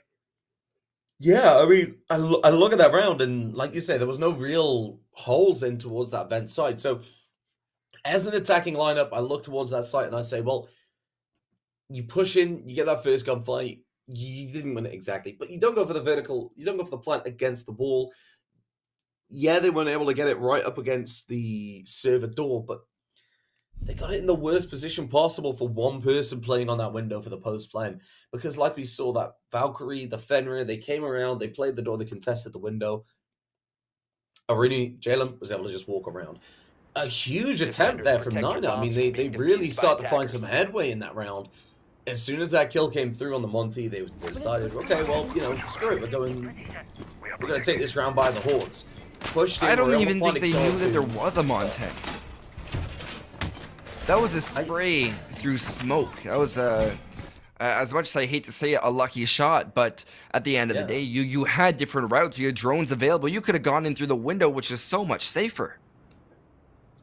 For me, though, I feel like Loyola, great. I mean, there could have been a vertical wall. There could have been some contestation, and that would have shut that entire setup down immediately. The information would have been given. They would have seen where that plant was going down. At least they would have seen where the plant was and could cover that window. They could have been a lot more careful with their post plant. They could have been a lot more careful with how they wanted to contest. I'd like to see that next time from Loyola. It's a little bit more vertical plays. I don't think Niner are going to try that again on that site. That was very much an archive lineup of operators. I really want to say it. I did not expect to see those operators go down onto fence. I didn't really expect it. I'm sorry. It might have been a bit of Niner trying to change something else. Unnamed just did memes dirty there. I'm sorry. I can't not say anything. I can very easily. No, I know you can. I'll let you. That was just a small look into the troubles of having to play Kaid and be so properly set up and get those electro claws in the right location. Great early utility usage. Jalen once again getting that first blood, taking out Yogurt. That's your Dokkaebi, who did use a little bit of that utility to go and talk about bringing up the defender's location. But a double hold inside of security, and this is working well so far for Loyola, and I'm anxious to see if the ability to clear from Niner will improve, or once again, inability to get into the building will be a problem. What do you mean you haven't memorized pixel perfect K positions? Everyone does, man. The Drift area, though, is going to be able to find a kill onto Donut, giving them not just one, but two player advantages, as Navozo looks to bring things back. And it's winning the block in that break area, that CCTV still being as big of a pain in the backside as possible for the attackers. Now, model line side made up for these defenders, going to work against memes, unfortunately. We've rinsed them once with the cake law, but they are going to get rinsed a second time with the bullets. Taken down, and well, now these break CCTV players need to be careful of how are they going to get back to site. How are they going to reinforce the team should it be needed? I'm thinking down, they're doing a very, very good job of wasting it. And right now, Niner, they don't really seem to be confident pushing through. There's not a lot of utility left on the board, only one grenade and one flashbang. And I give 3 hugs, ready to swing. Well, 50 seconds left, they're going to have to push.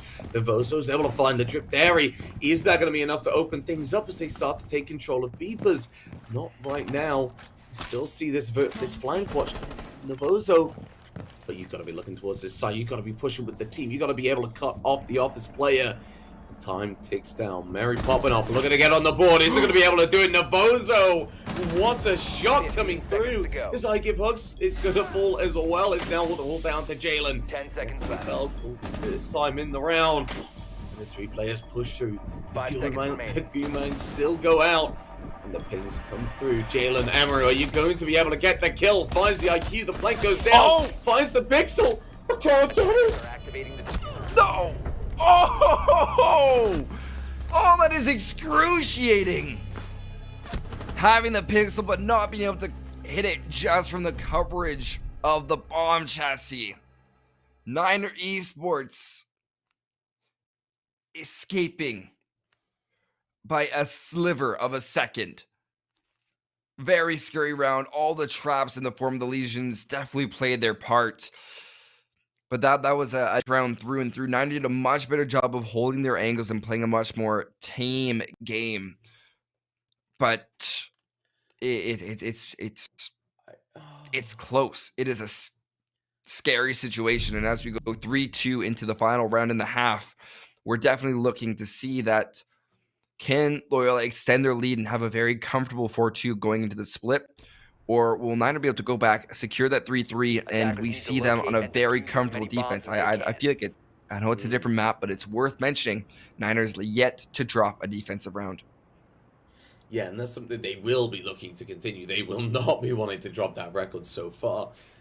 Both teams so far yet to find a win, and both teams very much proving that they want. Now, there's one operator that I want to point out the lack of. I mean, there's a lack of a Warden, and I'm very much a Warden fan, because if you bring that Warden, when you don't bring Mine, you don't bring the AD, at least there's somebody who's ready to deal with a possible smoke, possible flashbangs, and you still have C4 on the board with a good gun. I'm a very big fan of bringing out a Warden. If teams don't do it, well, I start to think, well, what are they bringing instead? For me, I'm looking at the castle and the mirror. They're going to try and take away the utility. They're going to try and make it so the flashbangs don't tend to have as much utility. Looking towards this top floor site, though, I think verticality is going to be the way for Niner. Droning and being able to isolate roamers is the way to go. Really drone game by the Ram of Yogurt. Jalen, oh my goodness. I think that's could easily be like the 3rd consecutive first blood, and just shutting down crucial operators. Waffles will be the one to fall this time. You have Yogurt and Gish, who are both extremely important, and that drone being halted means that the Mozzie Pest will still be in play afterwards. Time ticking away for Niner, and they have yet to make a very reasonable impact on the round, and shots still being sprayed around. They have a grasp on this entire defensive site. Yeah, but there's still a lot of work to be done, even more so now that the fuse is taken off the board. And, well, the minute 30, we're approaching that halfway mark, and like you say, Niner, they need to start making something happen. Jalen's waiting, aware that Gish is nearby, but not going to overpeak, because overpeaking right now gives away that advantage. The time, making them come to you, that is the advantage that Legion has on the board so far. Nearly fires the player, playing very tentatively, will be careful. And the Vozo takes the opportunity to push up, unaware of the player nearby. The C4 goes out, the Drip Dairy gets felled because they're not able to find a kill. Suddenly Jaden is on the way to help out, looks for Habana, down some, just about gets the kill, and doesn't get refagged, not just yet. Verticality done. Those heart breaches, they've started going out. A minute left on the clock. And just Jalen has to try and find something here. It's down by the IQ. Isn't able to get the kill, but 1 HP on Navarro in a 3 versus 3 to follow here, Binkkz. Yeah, you want to get as much vertical destruction as you can. 35 seconds to go. You're still a little bit behind schedule. Navoso's lit up to a single sliver of HP. A plant is going to be very hard to accomplish. Mary popping off. It's going to continue popping heads as down goes Navoso. Finally, the small hatch inside of Teller will be opened up. Looking right towards us from down below. Mary popping off. There's another head. Down goes Yogurt. All left up to Gish. Having to find 3 in 15 seconds. Dropped into bathroom. Waiting. Memes with that factor. Extremely high rate of fire. Won't even matter. I get free hugs. Waiting for that drop. We'll see it happen inside a bathroom. Quick spray. And that's all she wrote. That's a 4-2 half favoring your now attacking Loyola Gray. Ah, yes, the attackering side. Favored by a couple of people. I think so. Not most people. Looking at Loyola moving on to the attack, this is who I feel like they can really start to lock down on the game and really bring themselves back into it. Niner Esports, I'm a little confused as to what we were seeing in that first half. I mean, there's some attacking rounds that looked really, really strong. And some of them, they seemed a little bit like they were shooting in the dark. I mean, some of the lineups, some of the plays that we were seeing, some of the little bits of positioning, they weren't really convincing me that they had what it takes to pick up those rounds. I think, not to be too critical, I think looking back in the VOD review, for Niner, it comes back to what you said. Break it down, pause it. Why are we doing what we are doing? Why are we bringing up a lineup for this particular site when there are these issues that our setup can't deal with? What is the play? Where are we going to deal with these like micro positions, especially at the end of like say last round? How are they going to micro position to deal with cutoffs of runners? How are they going to micro position to deal with the run clear on their defensive side? They certainly have the capability to bring it back. 10 seconds remaining. But Loyola, they can just keep running away with it if Niner let them. It's Niner's game to lose. 5 seconds left before insertion. Attackers objective Very to much locate the is. bomb and defuse it. We will see Fenrir being taken by Niner, and I think that they should be able to make a really good use of them, primarily because it's just the play style that they've had, being able to, you mentioned Ferrari swings. I think that it was shown off in the rush round that Niner is capable of doing that. I like this long angle being held by the Glads and Mary popping off, and we saw last round that they are very capable of collecting onto their frags, and it's a matter of if they can continue doing that. But immediately, this attack feels different from Loyola. It feels a lot more structured than we saw perhaps over on Oregon. Yeah, the archive take, the key factors behind it are players over the ones they see that can cut you off, that can cut off any defender trying to get nearby. That's where you want the smoke grenades. That's where you want these flashbangs. And the Glass just blends with this attacking lineup beautifully. The Jaeger's going to be a key issue of that as we start to see windows open up. Waffle's aware of where the Glass is, aware of where some of these players are. But that talk will be cool. It's going to come through. That's going to give away Waffle's position. The plan nearly goes through, but Yogurt actually is the one to find the kill. Navoso able to find a second, takes down Gridlock on that AC, and as Memes finds one, it's a 3 versus 4. Continuing to trickle away, Ledrip Dairy finds a reconciliation frag onto Waffles, evening things out 3-3. Spray back out with the DMR. There's Donut to find Memes. It's all left up to the Glass, sitting all the way out, just waiting for their opportunity. And Ledrip Dairy waiting to use those EE1Gs. 2 of them still remaining in their pocket, spraying towards site. A minute 15. Gridlock track Stingers lay scattered across the Archives floor and armory. I'm left with a little bit more questions than answers here of what the best course of action will be. Bearing 9 still in hand. Mary popping off, looking to reattempt and go for this diffuser. There's not a single explosive remaining. There's going to be a bit of a spray. EE1D cooking out. Going to be downed by the spray. That means we're all left up to a 1v3. Mary popping off is going to use the smoke to great effect. Finds the head of Yogurt. He's going to have to creep up. Spraying with that bearing 9. Able to find 2. Make that 3 for Mary popping off. Niners' first Hey. defensive round loss comes at a huge clutch up by Loyola. Absolutely huge. Oh, Niner just giving it little by little, giving them one by one by one. You really can't be giving those away in that 3 versus 1 situation. The plant nearly went down, but Lion got downed as well. And suddenly Glaz in the smoke was just given bucket after bucket after bucket, turning it into a point-and-click adventure game and giving Loyola that 5-2 split coming through. I feel like that was it. I feel like this is where Loyola have said, this is our map. We are going to Clubhouse. The next couple of rounds are a formality. I don't want to see anything after this. That's where we won the game. And Attackers need to locate the and defuse decision making and bombs. the micro positioning from Loyola, it was where it needed to be. I mean, the problem was for me was that coordination on that actual push. Granted, there was a massive clutch, but things had to go wrong for that clutch to take place.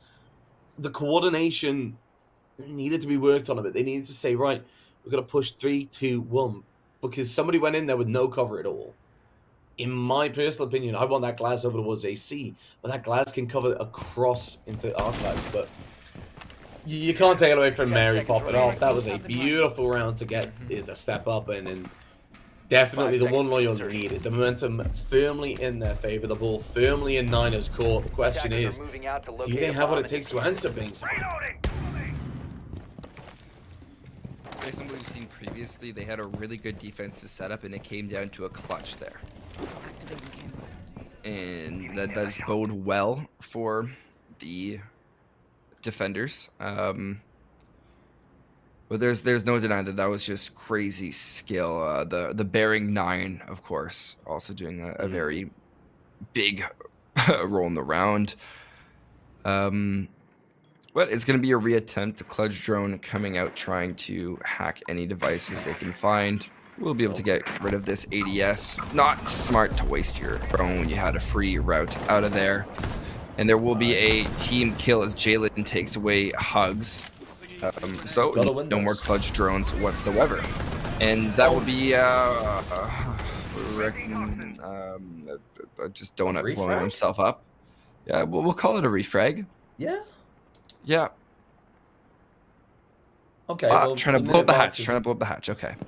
Just didn't work out. That will be cameras now going the way of the attackers, especially with that Valkyrie on the board. This is a huge spurt of information as I give free Hugs. Can now watch the cameras. Yeah, game for free. You got to think in the cost of reward terms and things. There was no cost. That was given to him for free. Now the Drip Dairy is going to find another kill, and Yoga will fall as well. And now the minute 25 on the clock, 5-2 scoreline, and Devozo starts to take some damage. This is where Gish can really step up massively. Finds one, has to look for the second, but is able to even it down to the 3 versus 3. Niner Esports need to take advantage of this, but Loyola need to shut it down. Gish is going to make another before Memes finally finds them and puts them into the forever box. Time to get down, and the push needs to come through. A minute left. And well, Navozo and Waffles, they can just sit down. They have that Warden, something we've mentioned. And 2 C4s on the board. Waffles gets taken away. Now the 2 versus 1. If this is played perfectly, we could see match point. And where you going to, Binkkz? As Memes takes another. It takes Navozo off the board. That's crazy. It's just a complete 180 as you see Loyola really warming up to their map pick, and this is not the same team that we saw starting out. That will prompt a Niner Esports timeout, and I think I'd almost argue that was needed last round, and it might be the event of too little, too late. Yeah, and that round for me, that last round from such lows to such highs, we saw team kills, suicides, we saw clutches, we saw everything. I mean, that flank coming through from Gish, that was huge, getting control of that east stairs again, but that's where we saw Loyola being able to deal with things, being able to adapt to these things going wrong, and that is the hallmark of a really good team. Things will go wrong in a round, and you cannot ignore that. But what team can keep that level head and keep on rolling? It's not something we necessarily saw in Oregon from them, but on board they have been delivering that fact that they have been able to just say, well, okay, well, this little thing's gone wrong. We get aggressive, we take that refrag, and suddenly we can start pushing the site. From that point, Niner, they started to get a little bit antsy for me. They start pushing a little bit too much. And now Niner Esports, they've gone from dropping 0 defensive rounds to 2. And, to 2.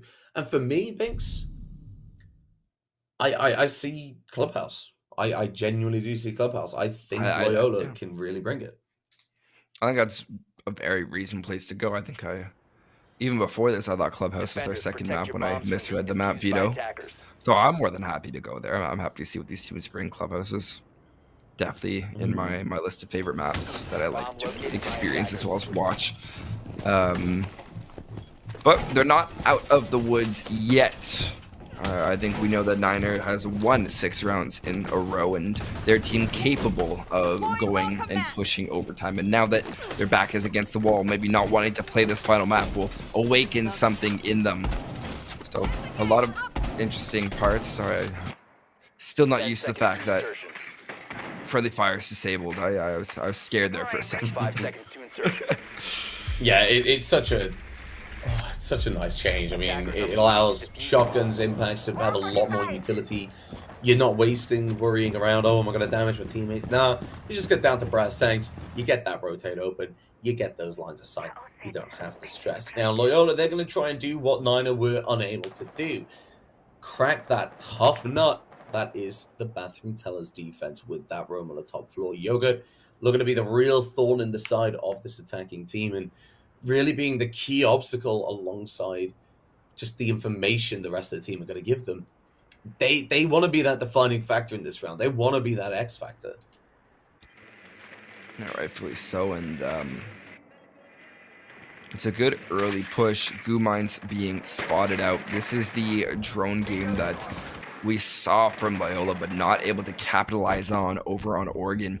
Well, it's yet to be seen if they can do that this game.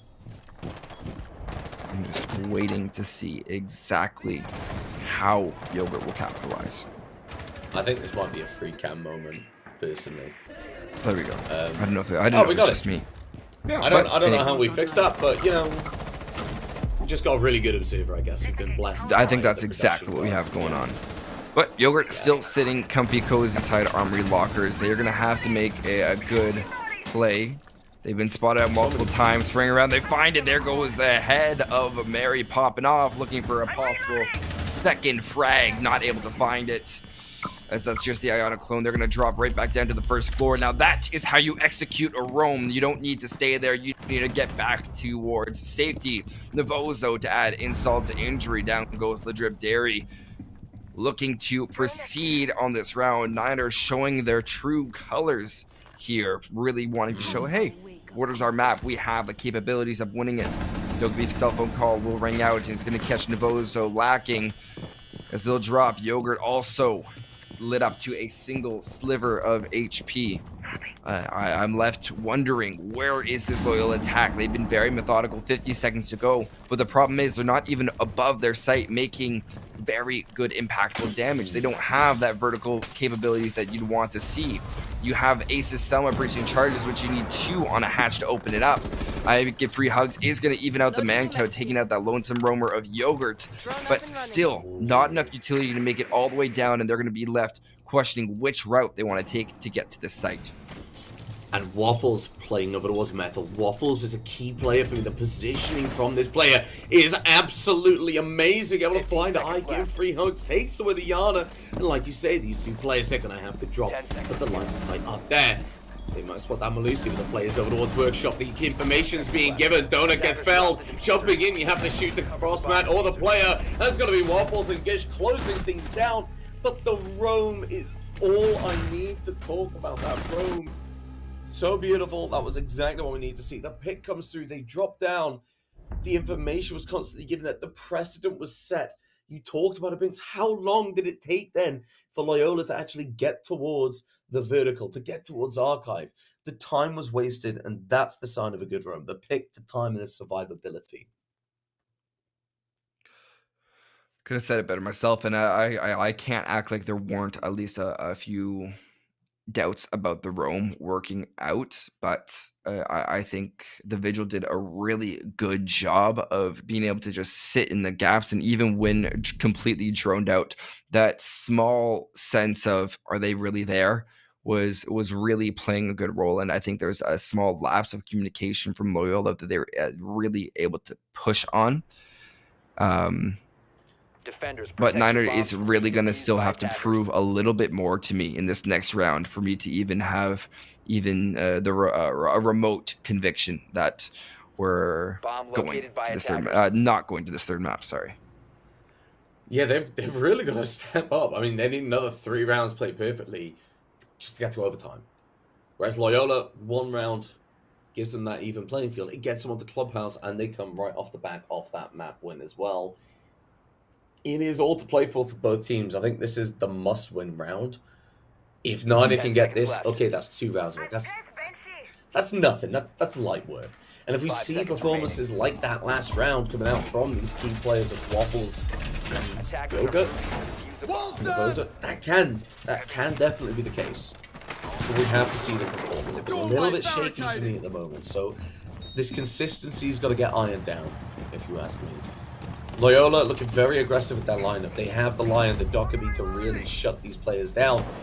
And most importantly, the Yana Ram to really close things out. The verticality, then able to take that gunfight as well. I'm very excited for how this round's going to play out. Early on, Gone 6 is going to be used for an easy clear into archives. Meanwhile, in Armory, we're going to have Yogurt playing, waiting for their moment to prounce, assisted by Waffles, who's really emphasizing the second floor hold, and reasonably so. You have that top floor hold, you're going to have a lot of different plan options you're going to deal with, so a lot easier to have your your defenders dedicated to holding that second floor. But as they're being droned out, when you only have 3 and you don't have that much utility to assist you, that clear right on into Armory is a lot more present. I Give Free Hugs is going to be the main influence coming from the Armory Lockers balcony, and EE1D being popped is going to prompt the rotate line pushing into archives with the spray to get 1. Waffles also going down. This is looking more like a 3v5. Only remaining player upstairs is Yogurt. Now it turns into a 2v5 as Waffles has 0 chance of being revived, sitting down all the way in the corner. 5v2, a minute 20 to go. I Give Free Hugs collecting on to Navozo.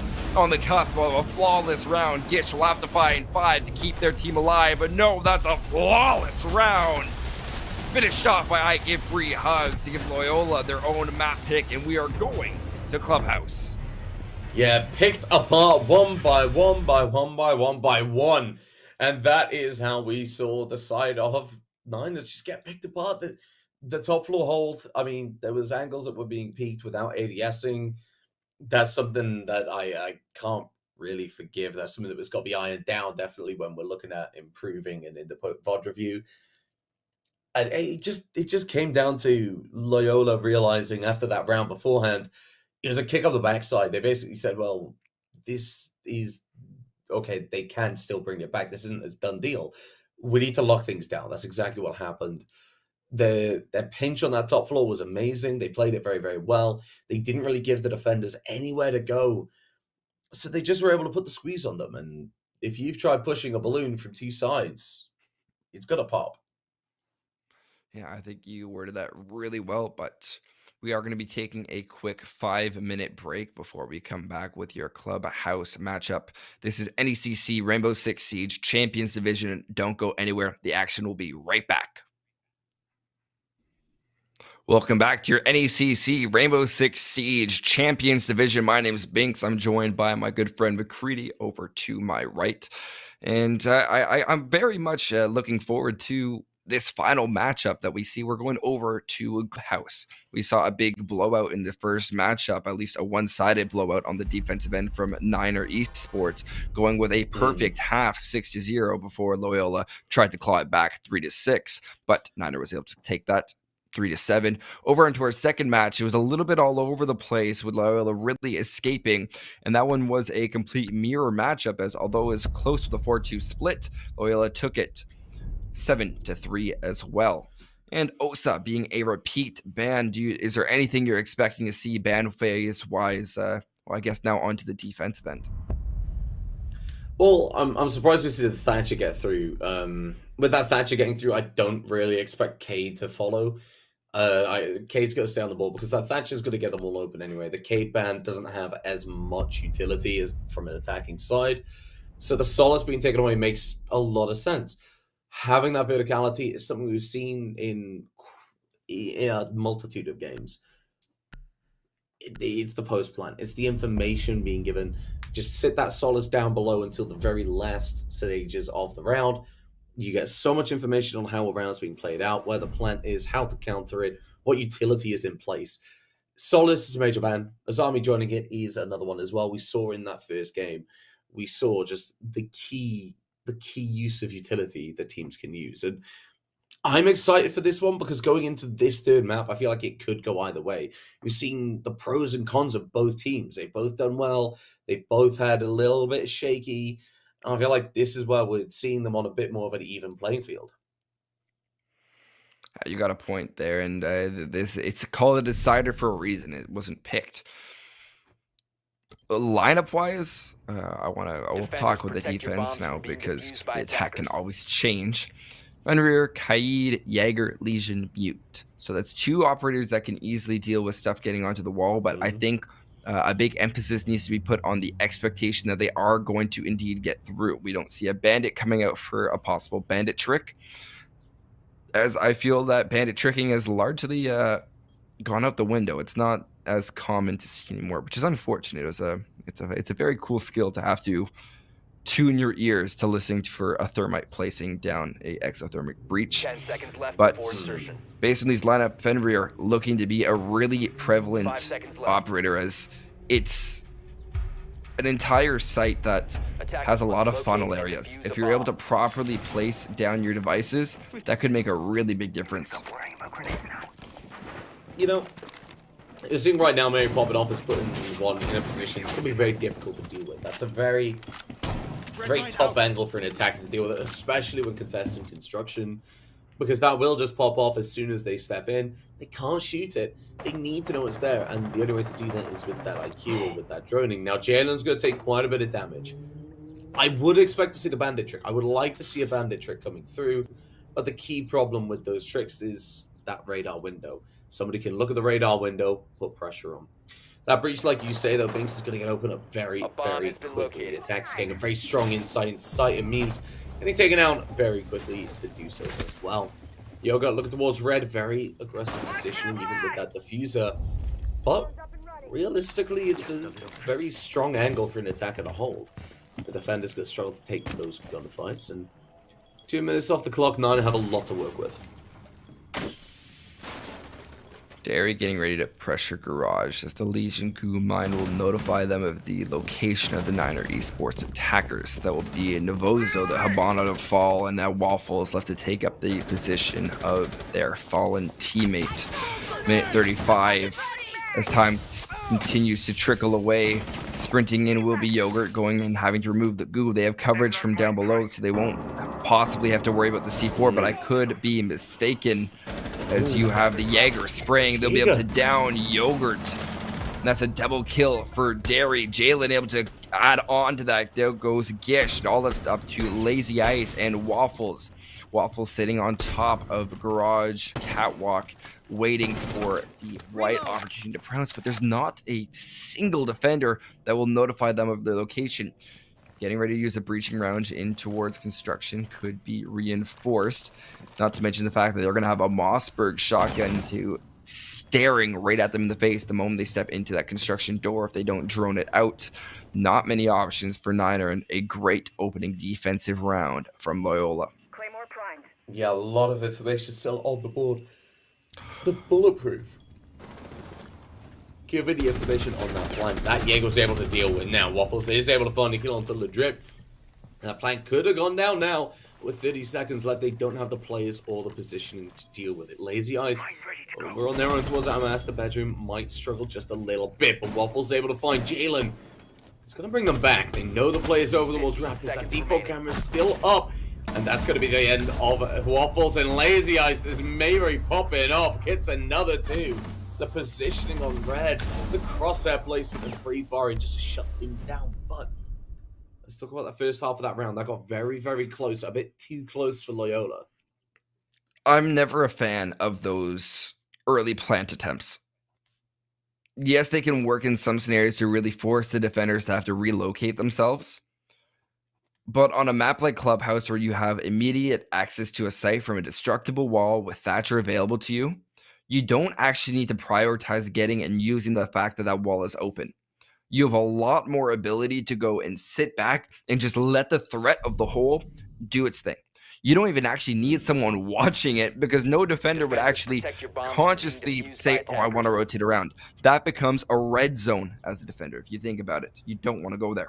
What you should be doing is prioritize getting construction open to create that little bit of a vacuum in between the two sites. That way they feel pinched on red stairs. Yeah. And then finally, once you have construction, you have catwalk, which was already given to you. You have a lot more options to go and get a safe, secure plant while having all of these backup routes to make the defenders feel optionless. And yes, there's so many things that can go wrong in that type of approach, but the beautiful thing is that construction is an exterior wall accompanied by exterior windows in combination with the fact that you have Thatcher. So yes, I'm a fan of using your time, and yes, I could be an old man talking about the 20-second meta.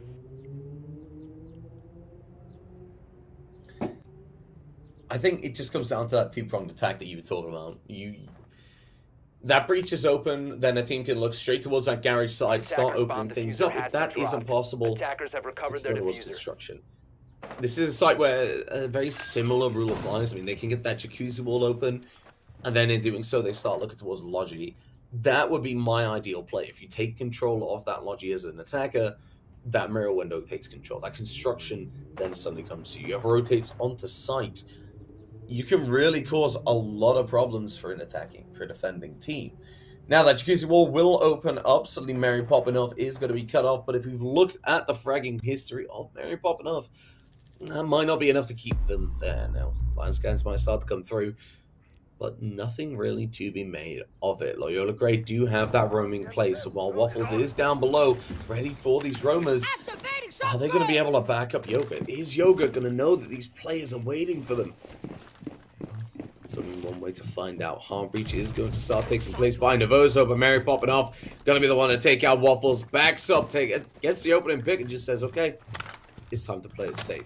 We've seen this roaming, this strong roaming from Mary Poppinoff before, and other members of the team as well. Halfway point in the round, that Cash player very, very aware that they are going to have a lot of work to do very quickly. The Drip Daily, with that construction rotate and the shotgun is going to have a massive opportunity here to pick up some frags. And Nina, they might walk into the jaws of defeat, into the belly of the beast. Exothermic charge now being dedicated to the Cash wall, as you're going to have free hugs waiting behind this non-penetrable Cash box, waiting as bullets fly in a flurry all around their head, waiting for the right moment to pounce. Yogurt will go down. 4 players all coming inside of Cash. There's going to be a quick kill for free hugs. Meanwhile, Yogurt is still down, looking to finish off that kill. The revive does look to be successful, as the remaining 3 players all inside of Cash are sitting and waiting. This stack from Niner did not work in the past and is causing for a little bit of paranoia as they go and get ready to push into the site of bedroom. Spraying in, trying to find the Mirror of Jolt. Meanwhile, this castle has not been cleared out, and finally, proning to shoot out at the feet of I Give Hugs is Lazy Ice, going and spraying towards site. They'll get into a quick confrontation with just Jalen on the Mirror, playing by bedroom windows. Spraying into site is the newly revived Yogurt, and a quick spray from Jalen. That's a headshot. Refrag from construction. Shots from the mirror window that was not cleared out means Mary Poppinoff will be able to collect their second kill. Memes with the TCSG to finish it all off as Loyola go up 2-0.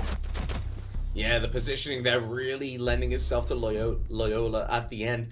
That Cash, that was exactly where everything started to shut down. Now, looking towards gym bedroom, it tends to be the tiered cake approach. it's just layer upon layer upon layer. If a team goes towards cash, they then have to deal with construction. They then have to deal with the Logi player and the player over towards master bedroom. It's a very difficult thing to do, and a lot of teams can struggle to get it. But having players having cut-offs on windows, having players looking at these key positions, like having Logi on a construction window player, like having a master bedroom player, that can really make life a lot easier. Whereas some teams, in my opinion, they want to take control of Logi. If you can have some pressure towards cash, take control of Logi, there's a massive opportunity within that round.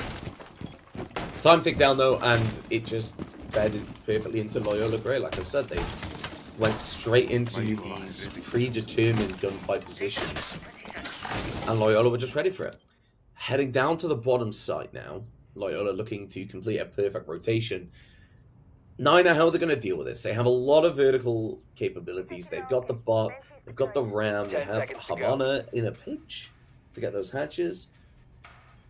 I feel like they need to be stepping up a bit more with these roam clears, because Mary popping off has been getting away with a bit too much for me.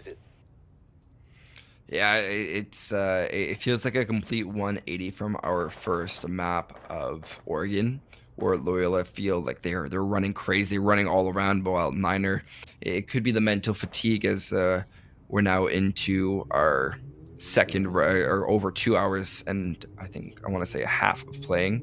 Started at 6, we're at 8:30. Yeah, that's 2.5 hours of playing currently. It's draining. It's hard to do, and this is a Tuesday. This is a school day. I wanna emphasize that. That's on top of classes, so it's hard to keep going, and it's hard to have that mental endurance. But Gish is clearly fighting through as they're making their way down towards construction escape tunnel. So playing inside a secret is a very peculiar position, because once you open this up, this is exactly the same as a red zone that it creates for the defenders. But the thing is, it's not as much of a red zone where you feel you can still fight back. You just need to be a lot more aware of it. And if you're not aware, you're going to end up like Jalen and be relegated as the first kill. And it's going to be a sea of orange. This is the Niner Esports we've been waiting to see, as memes will be able to collect back on to Gish, turn their attention right back towards blue, and as hatches begin to open up, Ram completely exposing these floorboards, these two-way lines of sight, clearly favoring the attackers in this instance. 1:30 to go. Holes lined up, and most importantly, not much for Niner to do. Yeah, memes in the drip there. Be very careful knowing how they have to play this. Verticality, shutting down the freedom of movement that Loyola have enjoyed very much. TCSG from memes isn't going to do the job. The Alder, however, might just do it. Legendary finding one. Holding blue, this is a key position. If they leave blue, they might lose this whole round. They're going to want Moto looking for the player. The flashbang starts to go through. The pressure starts to be applied. The pings follow. And suddenly Legendary springing into action. Looks to get these frags. Time ticking down, and Niner aware that they could probably go for a plan. They realize that they can do it. The camera's going to come through. They're going to try and tase it off, but the Havana's going to spot it, takes the camera, and suddenly the Drip Dairy springing into action. It's going to get picked off by Navoso, and that is going to be the first round on the side of Niners. A much-needed one, and a well-executed round at that. All right, that's a reset for Loyola. They have 2 sites that they can go to. They're going to opt to go towards CCTV and Cash Room, and we can go and break down the end of that round, but it was a great early interaction by Niner, getting those quick early frags and following through with the plant, having 3 players not grouped together per se, one covering the plant, the other one holding the cross, exactly how you want to be set up.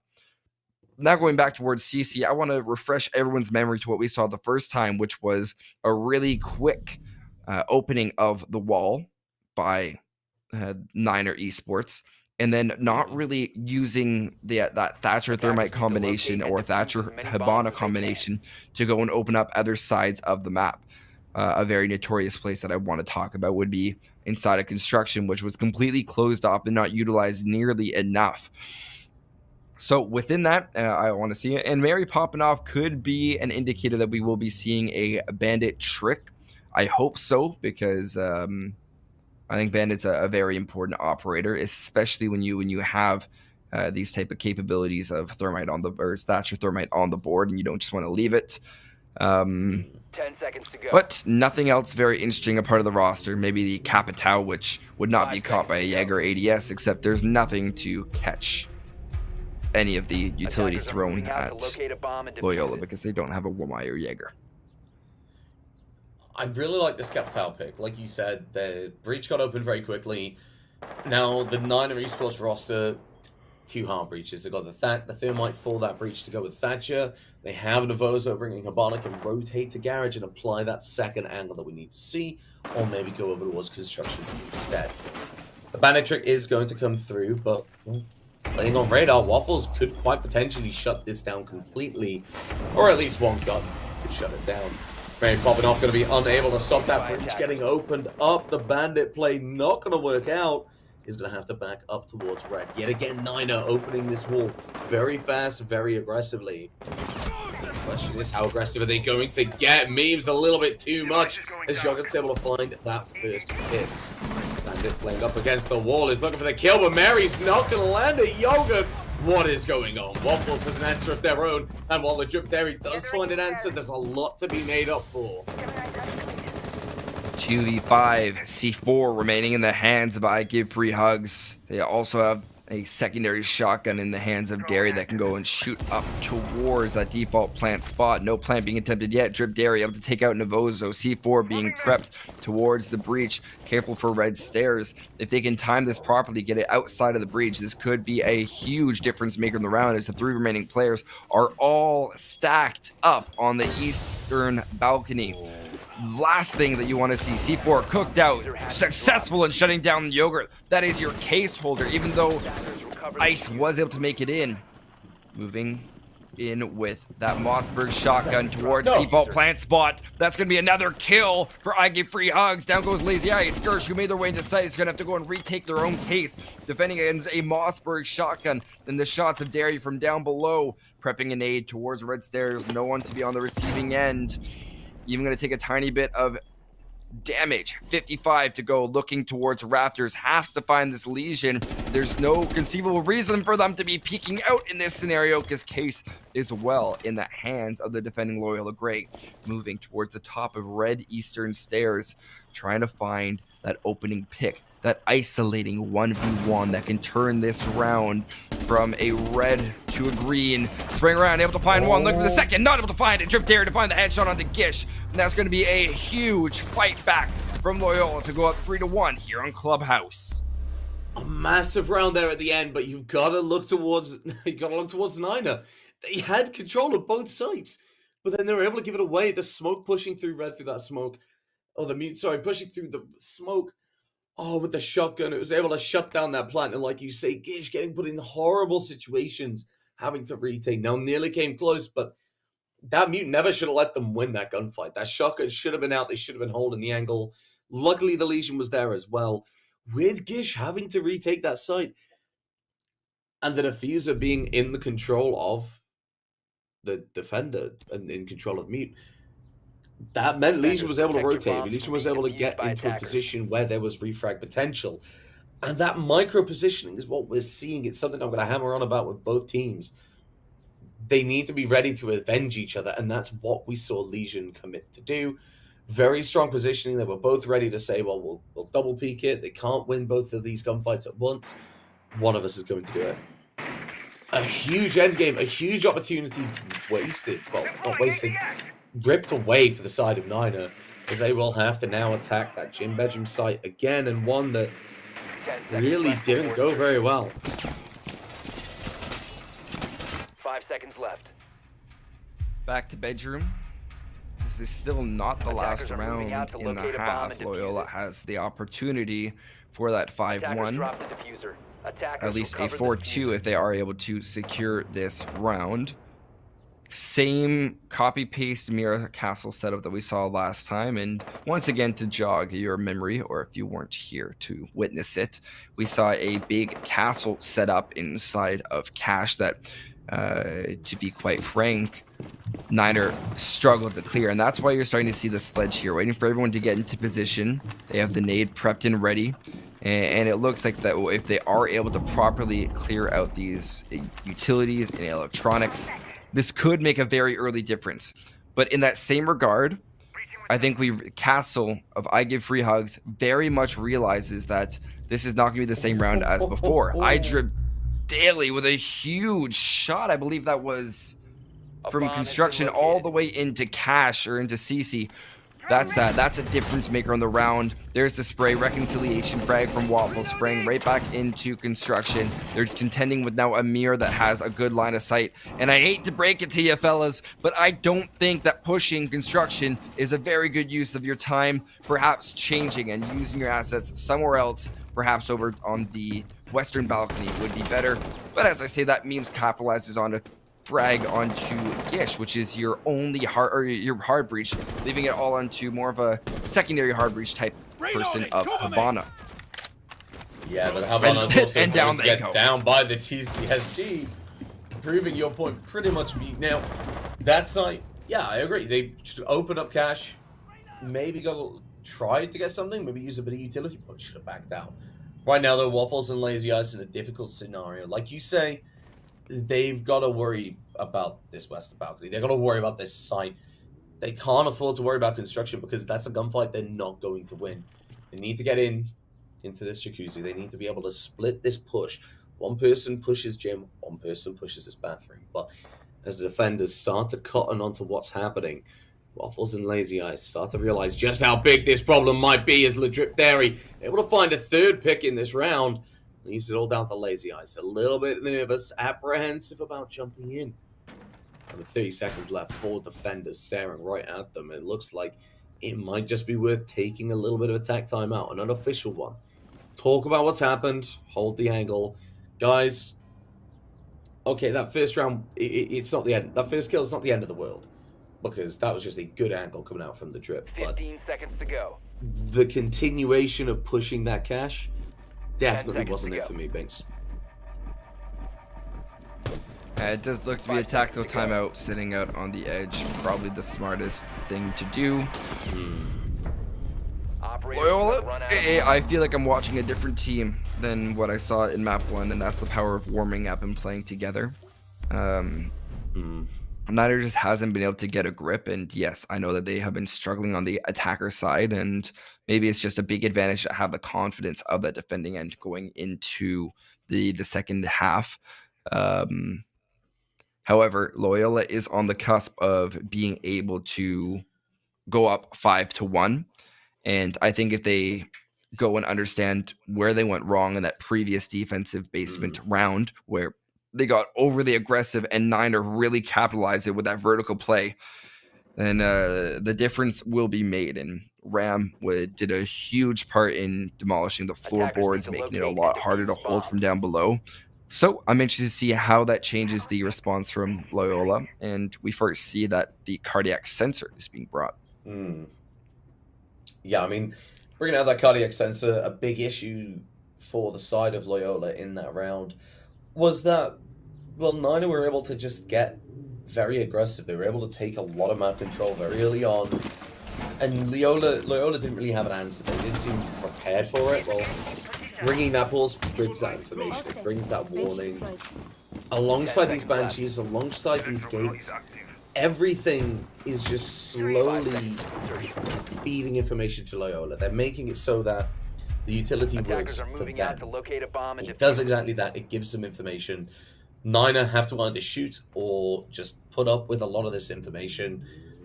It's going to be a tough one to deal with, but like you said, we're expecting them to try and hit this kitchen very hard, get this verticality. It worked last round. Why can't it work this round? That's what Loyola's got to prove. Yeah, we're going to see Ram already demolishing that entire hallway down below.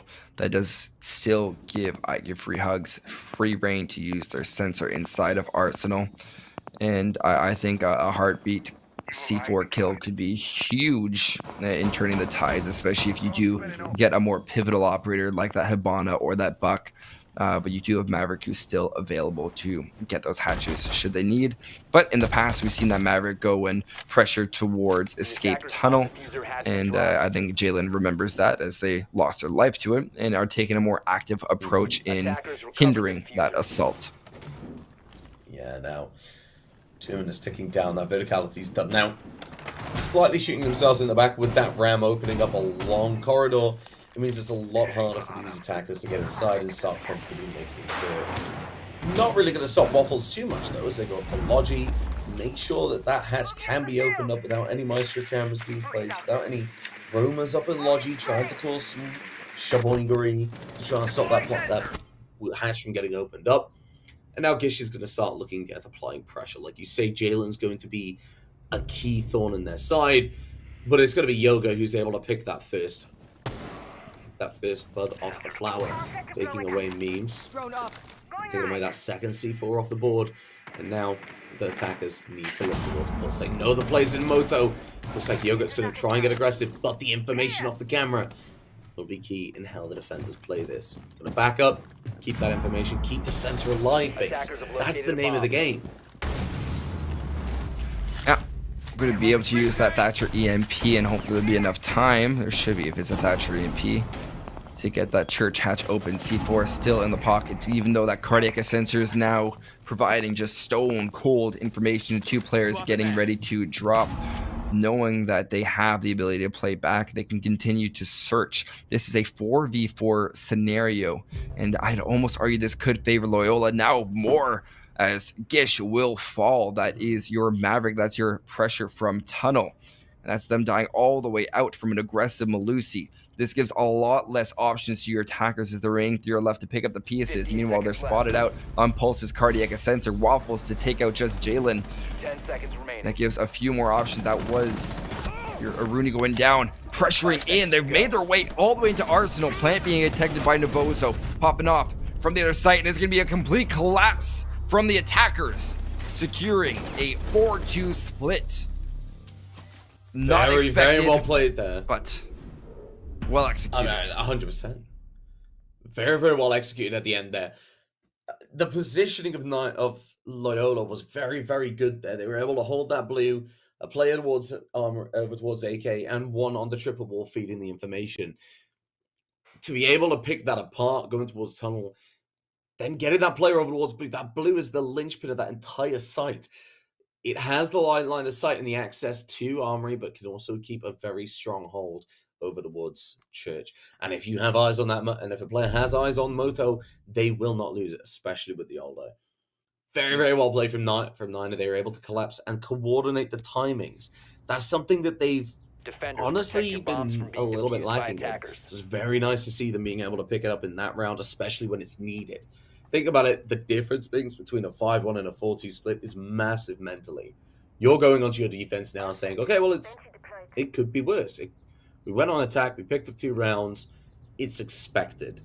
Let's move on to our defensive side. Let's just play what we know, keep the basics good. And on the side of Loyola Grey, the mental's still going to be high. So both of these teams really going to feel the energy, I think. Bomb located by yeah, attackers. it's going to be interesting to see how they're able to turn things around. What I'm concerned about is first that there's an ADS just sitting on top of the breach, and in the event that there's a thermite, which there won't be, it's going to be a Selma breaching charge, but still that Selma breaching charge has a big radius of what it destroys when it detonates. The moment you have something detonate on that wall, that ADS is now going to be rendered null. So not very good placement. I know it's very pet peeve of me to mention, but I still feel as if it is worth mentioning. Also, Selma breaching charges are going to be a lot easier to bandit trick because of the long time. But if you don't get all of it, the moment there's a single hole in there, you are going to be a lot more vulnerable. So lots of different puzzle pieces that have yet to fall into place. And it looks as if construction is going to be the first route that they are trying to breach. And Bandit is right there. Great job by Lazy Eyes of reading their opponent, of knowing where they need to go and trick, as it should be denied. Waffle sitting inside of showers. I'm not sure if they were droned out. So lots of moving pieces here in this round, and they will now finally drone out inside showers, and this is going to be a very unfortunate event for Waffles trying to escape the bedroom. Unless Waffles can pull off something massive. Navozo playing down below is able to help out. They're taking down just Jalen. And those nades, that ARX removed off the board means Waffles gonna have a much easier time. Not a great one as they spot the player of Sledge. Looks for the kills to Logic but can't land them. But still, it's gonna help them out massively regardless. Because that's the fear. Have to look towards the main stairs. The Derry takes damage. Doesn't find a kill, but doesn't get killed, and that's the thing to take from it. Does not die, but that HP is a deposit for later in the round. Waffles backing off, will be able to just escape, head back to site, play it safe. They really don't need to aggress. This quality roaming we've seen from Waffles and we've seen from Navozo before, and I want to see more of it. Like you see Loyola Grey, they've got to commit to the roam clear. They have to fully commit to making sure everywhere is safe. And even then, Navozo is still alive, and so is Waffles. Yeah, a complete pressure. They're going to be very wary of this potential flank with a total of 7 diffuser, or sorry, 7 claymores still available. No. It's going to be an impact trick as well to deny getting in, and there's no more Selma breaching charges available. Derry able to take out Gish. That's the Jaeger on site. They have one route that they can go in, and they might funnel right on through if it's not being properly watched. There's still a threat of a impact nade from down below. The Malusi now getting ready to peek out. That is Navozo. They have to get into sight sooner rather than later. Swinging out, not able to collect the frag. It's going to be a triple kill for Navozo, collecting onto the heads. The C4, or the Claymore from behind, will be able to collect right back. Mary Poppanoff is going to be able to get 2 huge kills. 7 seconds to go. 5 seconds. It's going to have to be a denial from Yogurt, sitting comfy cozy inside a CCTV room. This round has exploded in ways we could not yet have imagined, using the impact grenade to go and sway their opponent from side to side. Play with the mind. Can they find it? No, they cannot. Mary Poppanoff able to recover the round for Loyola as they go up 5-2. The round, like a pogo stick, went back and forth and up and down, and you couldn't even tell which way it was going. Loyola Grey taking that first attacking round. That was magical.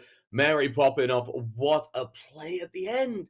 We saw Navozo being able to just shut down this push, but thanks to Navozo and Waffles' impact tricks over towards that construction side. But when the push came through, it all came down to Mary Poppanoff. I'm going to find a couple of picks there. The prone kill was amazing. But then we saw it took too long there for the defenders to realize that the plant was going down. The impact could have gone through, forced them off, and waste the time.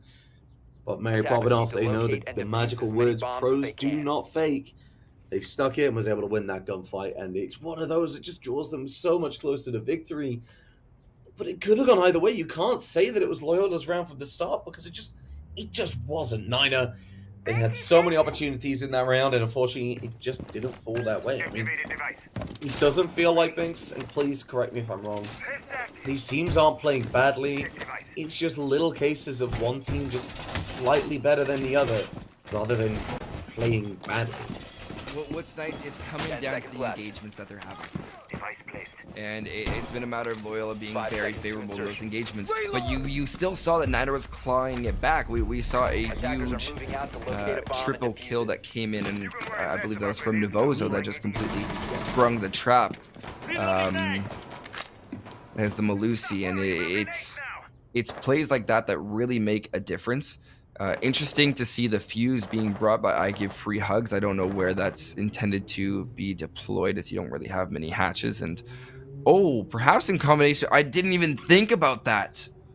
Yeah, that is very creative. Trick. Yeah, that's gonna disable a whole bunch and clear the entire room of electronics before. And great detonation. Awesome start to the round from Loyola, and that's an easy rinse and repeat if you want to do that over towards construction. Even as you move in from construction to cash, chances are there won't be an impact trick ready to go. And Fuse as a hard breacher, secondary hard breach. Questioned it at first. You answered all my questions. Free hugs, so thank you. Yeah, I mean, it's basically given a masterclass on how to use Fuse in this competitive setting. getting the utility, getting that main breach open, getting the second breach open, and look at what it's doing. Lazy Ice and Navoso cannot feel comfortable. They cannot relax looking towards that radar window because of that breach. It's applied so much pressure, and not even actual pressure, it's just phantom pressure. They're imagining it because they do not know for certain that that player has left, so they have to assume they haven't. In doing so, just Jalen's able to get a lot of control over towards this lounge. Fuse does get taken down. Yana takes the damage as well from Raptors, but doesn't get finished off. Time ticking in favor of Nina Esports, but Loyola Grey, they know they've got to make this push. The Raptors damage does come through, but doesn't find a pick just yet. The down's going to come through, and that might as well be a kill, as Waffles has to cover the cross. They have to be ready to get something. Being such a low HP, they're going to drop off and let Navoso take control. That final frag grenade from Jalen being caught up by the ADS. Spray from down below, not even properly watching Lounge will allow for Lazy Ace to spring in and right back out with their frag, giving them a 3-4 advantage over their opponents of the Loyola Grey. Spraying down below, yes, that's a head, and yes, you can tap it. Great shot from Derry, evening things out 3-3. Waffles, no C4. Gish, no impact nades remaining.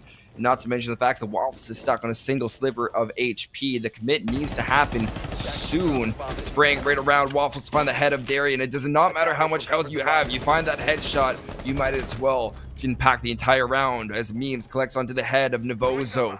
Gish, Waffles, last two alive on the side of Nadir. Mary Pop in the off, as well as Memes, the final two for Loyola. Spraying in into a safe spot, going to be attempting the plant with 10 seconds to go. Mary popping off, assisting from behind inside a garage on side of the rafters. 5 shots, able to finish off Waffles on that single sliver of HP. Gish now stuck, MP5 in hand, looking towards rafters, isolating these kills. Not going to turn at the wrong moment. Mary popping off with that amplified 1.5 AK scope. We'll find it. Match point, series point for Loyola Esports. Yes, and a beautiful round and a beautiful endgame to top it off. I mean, we saw Loyola. They were on the flip side of that defense multiple times. And they were just able to close things down. That was so well played from them. They got that control of the breach. They opened everything up. And when it came to the actual final push onto site, yes, they lost a couple of players, but they had the key players in key positions. Rafters had control, a player on breach, and a player able to push into site. Those three things are so crucial when it comes to that execute, when it comes to that post plan. Got to have the player on breach to cover the cross, and then one on rafters to cover that radar door. If you can get those two players in place, that third person could go in and plant. Defenders, granted, they were in at 9, they were able to find a couple of kills, but it wasn't enough. The positioning was there. They said, okay, well, you found one kill, but as soon as we saw that the third might get into sight, well, it was all down to Mary popping off. They couldn't go down red because they were aware that they needed to be covered. They had to push radar, especially because of a lot of HP. It was just very, very well read into by Loyola. They knew exactly what Niner needed to do to retake that round, and they knew exactly how they wanted to counter it. Now, Navoso, going to try and get a really nice camera out, is going to have it compromised by a drone, so we're not going to see that one. Bottom floor defense, and Niner, they really need to step this up. They have 4 rounds to win on the trot to get to OT. And they need to win that OT, and right now, Loyola, they're looking the stronger team. They are looking more coordinated, more aware of what they need to do, and more composed in these final moments. Not to say Niner aren't, but Loyola just have that little bit extra. C4 prepped and ready from Yogurt. If they don't drone this out properly and continue to break this barricade, this could be disaster. No one else. Possibly droned out. Got me really excited there. Yeah. The same way Yogurt looks very excited to expel that C4. Alas, it will not come into fruition. And we'll be left wondering what could have been from that explosive beginning.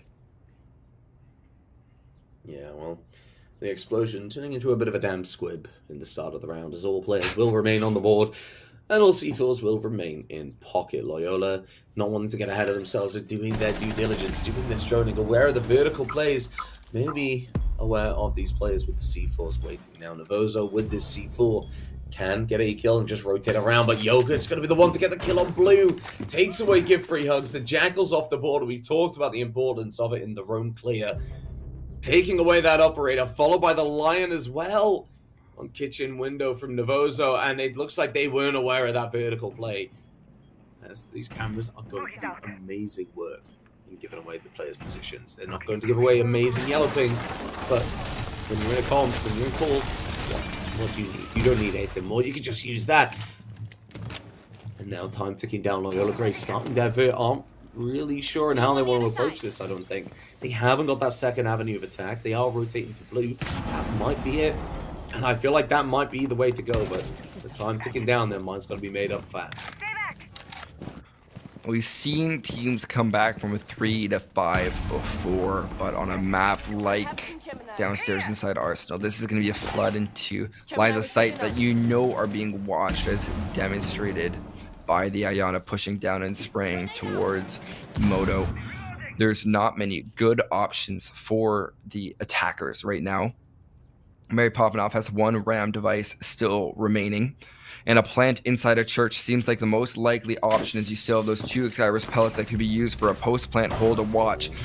There to find their kill before being refragged by the mute of Yogurt. C4 prepped right on the doorstep of memes. Meanwhile, Ice takes out Mary Popenoff. 1v4 is going to have to be more of an ace-type clutch, and it won't even matter as Yogurt collects, going absolutely crazy with that Mossberg shotgun. And we're going to see a 3 to 6 game, as we could very well see Niner fighting back. We really can on this defense. It is all to play for, but Loyola, that's one round. They still have 3 more to lose. It is just a matter of time. Can they close out these rounds, or are they going to let Niner start to run away with it? Well, personally, yeah, I've got to be honest. I want to see them run away. I want to see Loyola let this get away from them so Niner can show what they're really made of. We could see the Niner that we saw dominate on Oregon. I want to see this get a lot closer than it feels like it is already. That round was the first step on that path for me. Looking towards gym bedroom now, I feel like the operators are going to stay pretty much the same. Loyola, they found their groove. They know what they want to accomplish. And especially with that RAM, they should be able to get control of that win. They should be able to get control of that jacuzzi quite easily, but with that hatch opening up, things just got made a lot harder. Regardless, though, this jacuzzi should still be able to get opened up, if not just to put the pressure on that mirror and bathroom, not allowing it to be that stronghold we all kind of recognize it to be on a site like this, where your anchors will not typically hold. But Logi's the main place I want to focus on. You can see Navozo placing down those meat jammers. That's typically where you see that second mirror window go up, and you can see this tier defense we talked about. Gish can see all the way over towards Cash. All the information of players pushing through. See all the way through construction, and then has that rotate into master bedroom. So if the attackers are able to take Cash and Logi, that could really open things up for the side of Loyola, and Niner might have the writing on the wall. Well, let's talk about working in reverse here, where if you say I want to take towards construction, well, if we want to go to construction, we have to take care of that mirror. And then thinking in reverse, well, if I want to take out that mirror, I'm going to have to properly push into study. Properly pushing into study means that we're going to have to pressure from that hatch and maybe throw a couple of grenades. And there's your key reversal thinking that you need your IGL to do. That as you open up all these walls, as you use these Selma breaching charges, it's in combination. And so we see these mirror windows being set up. We see castle barricades. If you constantly think in reverse, it will make sure that you are thinking and aware of almost all the threats that are being posed towards you. So we keep that in mind in our what could be our final round of play. Loyola Grey have done a great job of preparing for that. Yes, but they have prepared, but they have to get it so far. Niner still looking to deny that to them. And as time ticks down, they're getting ever closer, but only for a matter of time. That Logi, like you say, has been just hammered realistically, as that one single burner wall has been opened up. Utility has gone through into logistics, and the mirror window player has had to back off, effectively cutting the construction players in half. So anyone in cash is pretty much going to be stuck there, and Jalen can start to put the pressure on alongside I give free hugs. Looking forward then, like you say, that reverse thinking. They want to get control of the site. Well, they need to control the rotates. They need to control the study side. Waffles look for that gunfight. He's able to find that first player. Jalen off the board. Yogurt's there as well, but the mirror window's going to give him away to I give 3 hugs. As Waffles finds a second of their own. Does that Buck able to find that second kill? Yes, they are. Can they find a third? They're looking to make it open up for the side of Loyola, but not just yet. Time still to play with. Time still to work with, and most importantly, that 3-3 split. Flashbang goes through. Waffles looks to get the kill, but it's not going to happen as Drip Dairy finds it. And 3 versus 2.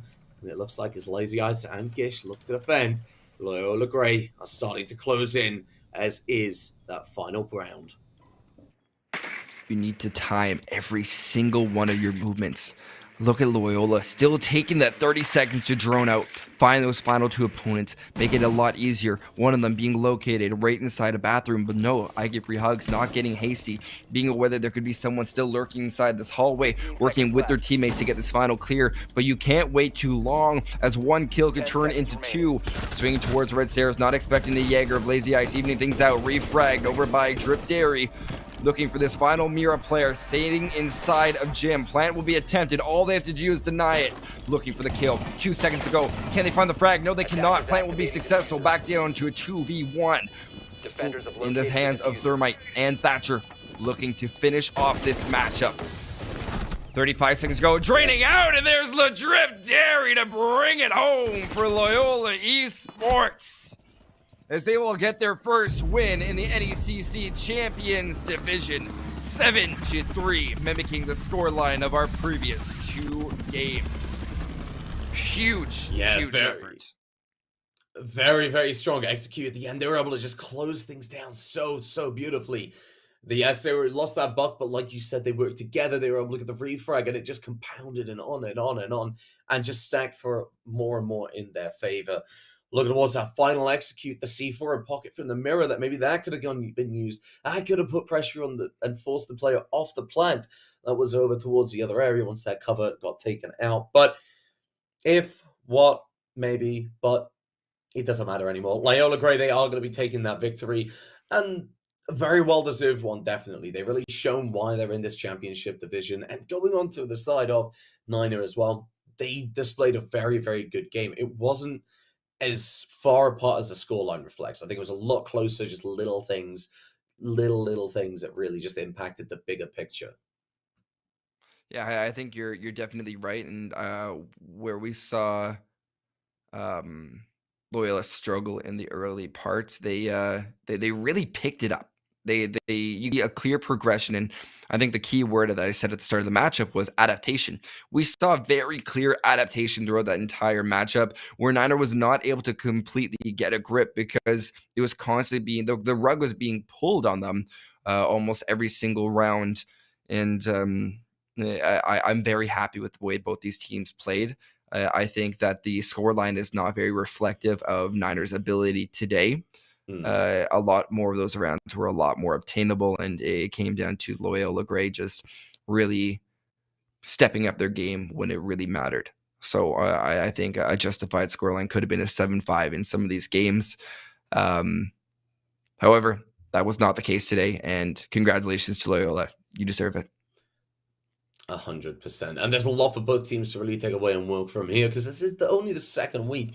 You've still got a lot more NECC to play, and both of these teams can take a step back, look at what went right, what went wrong. But taking a step forward, like I said, there's a lot more games to play. We still have one more coming up for you guys later, and we are not going to waste any time getting towards that. So we are going to take a short break, but after that, we'll have another game for you all to enjoy.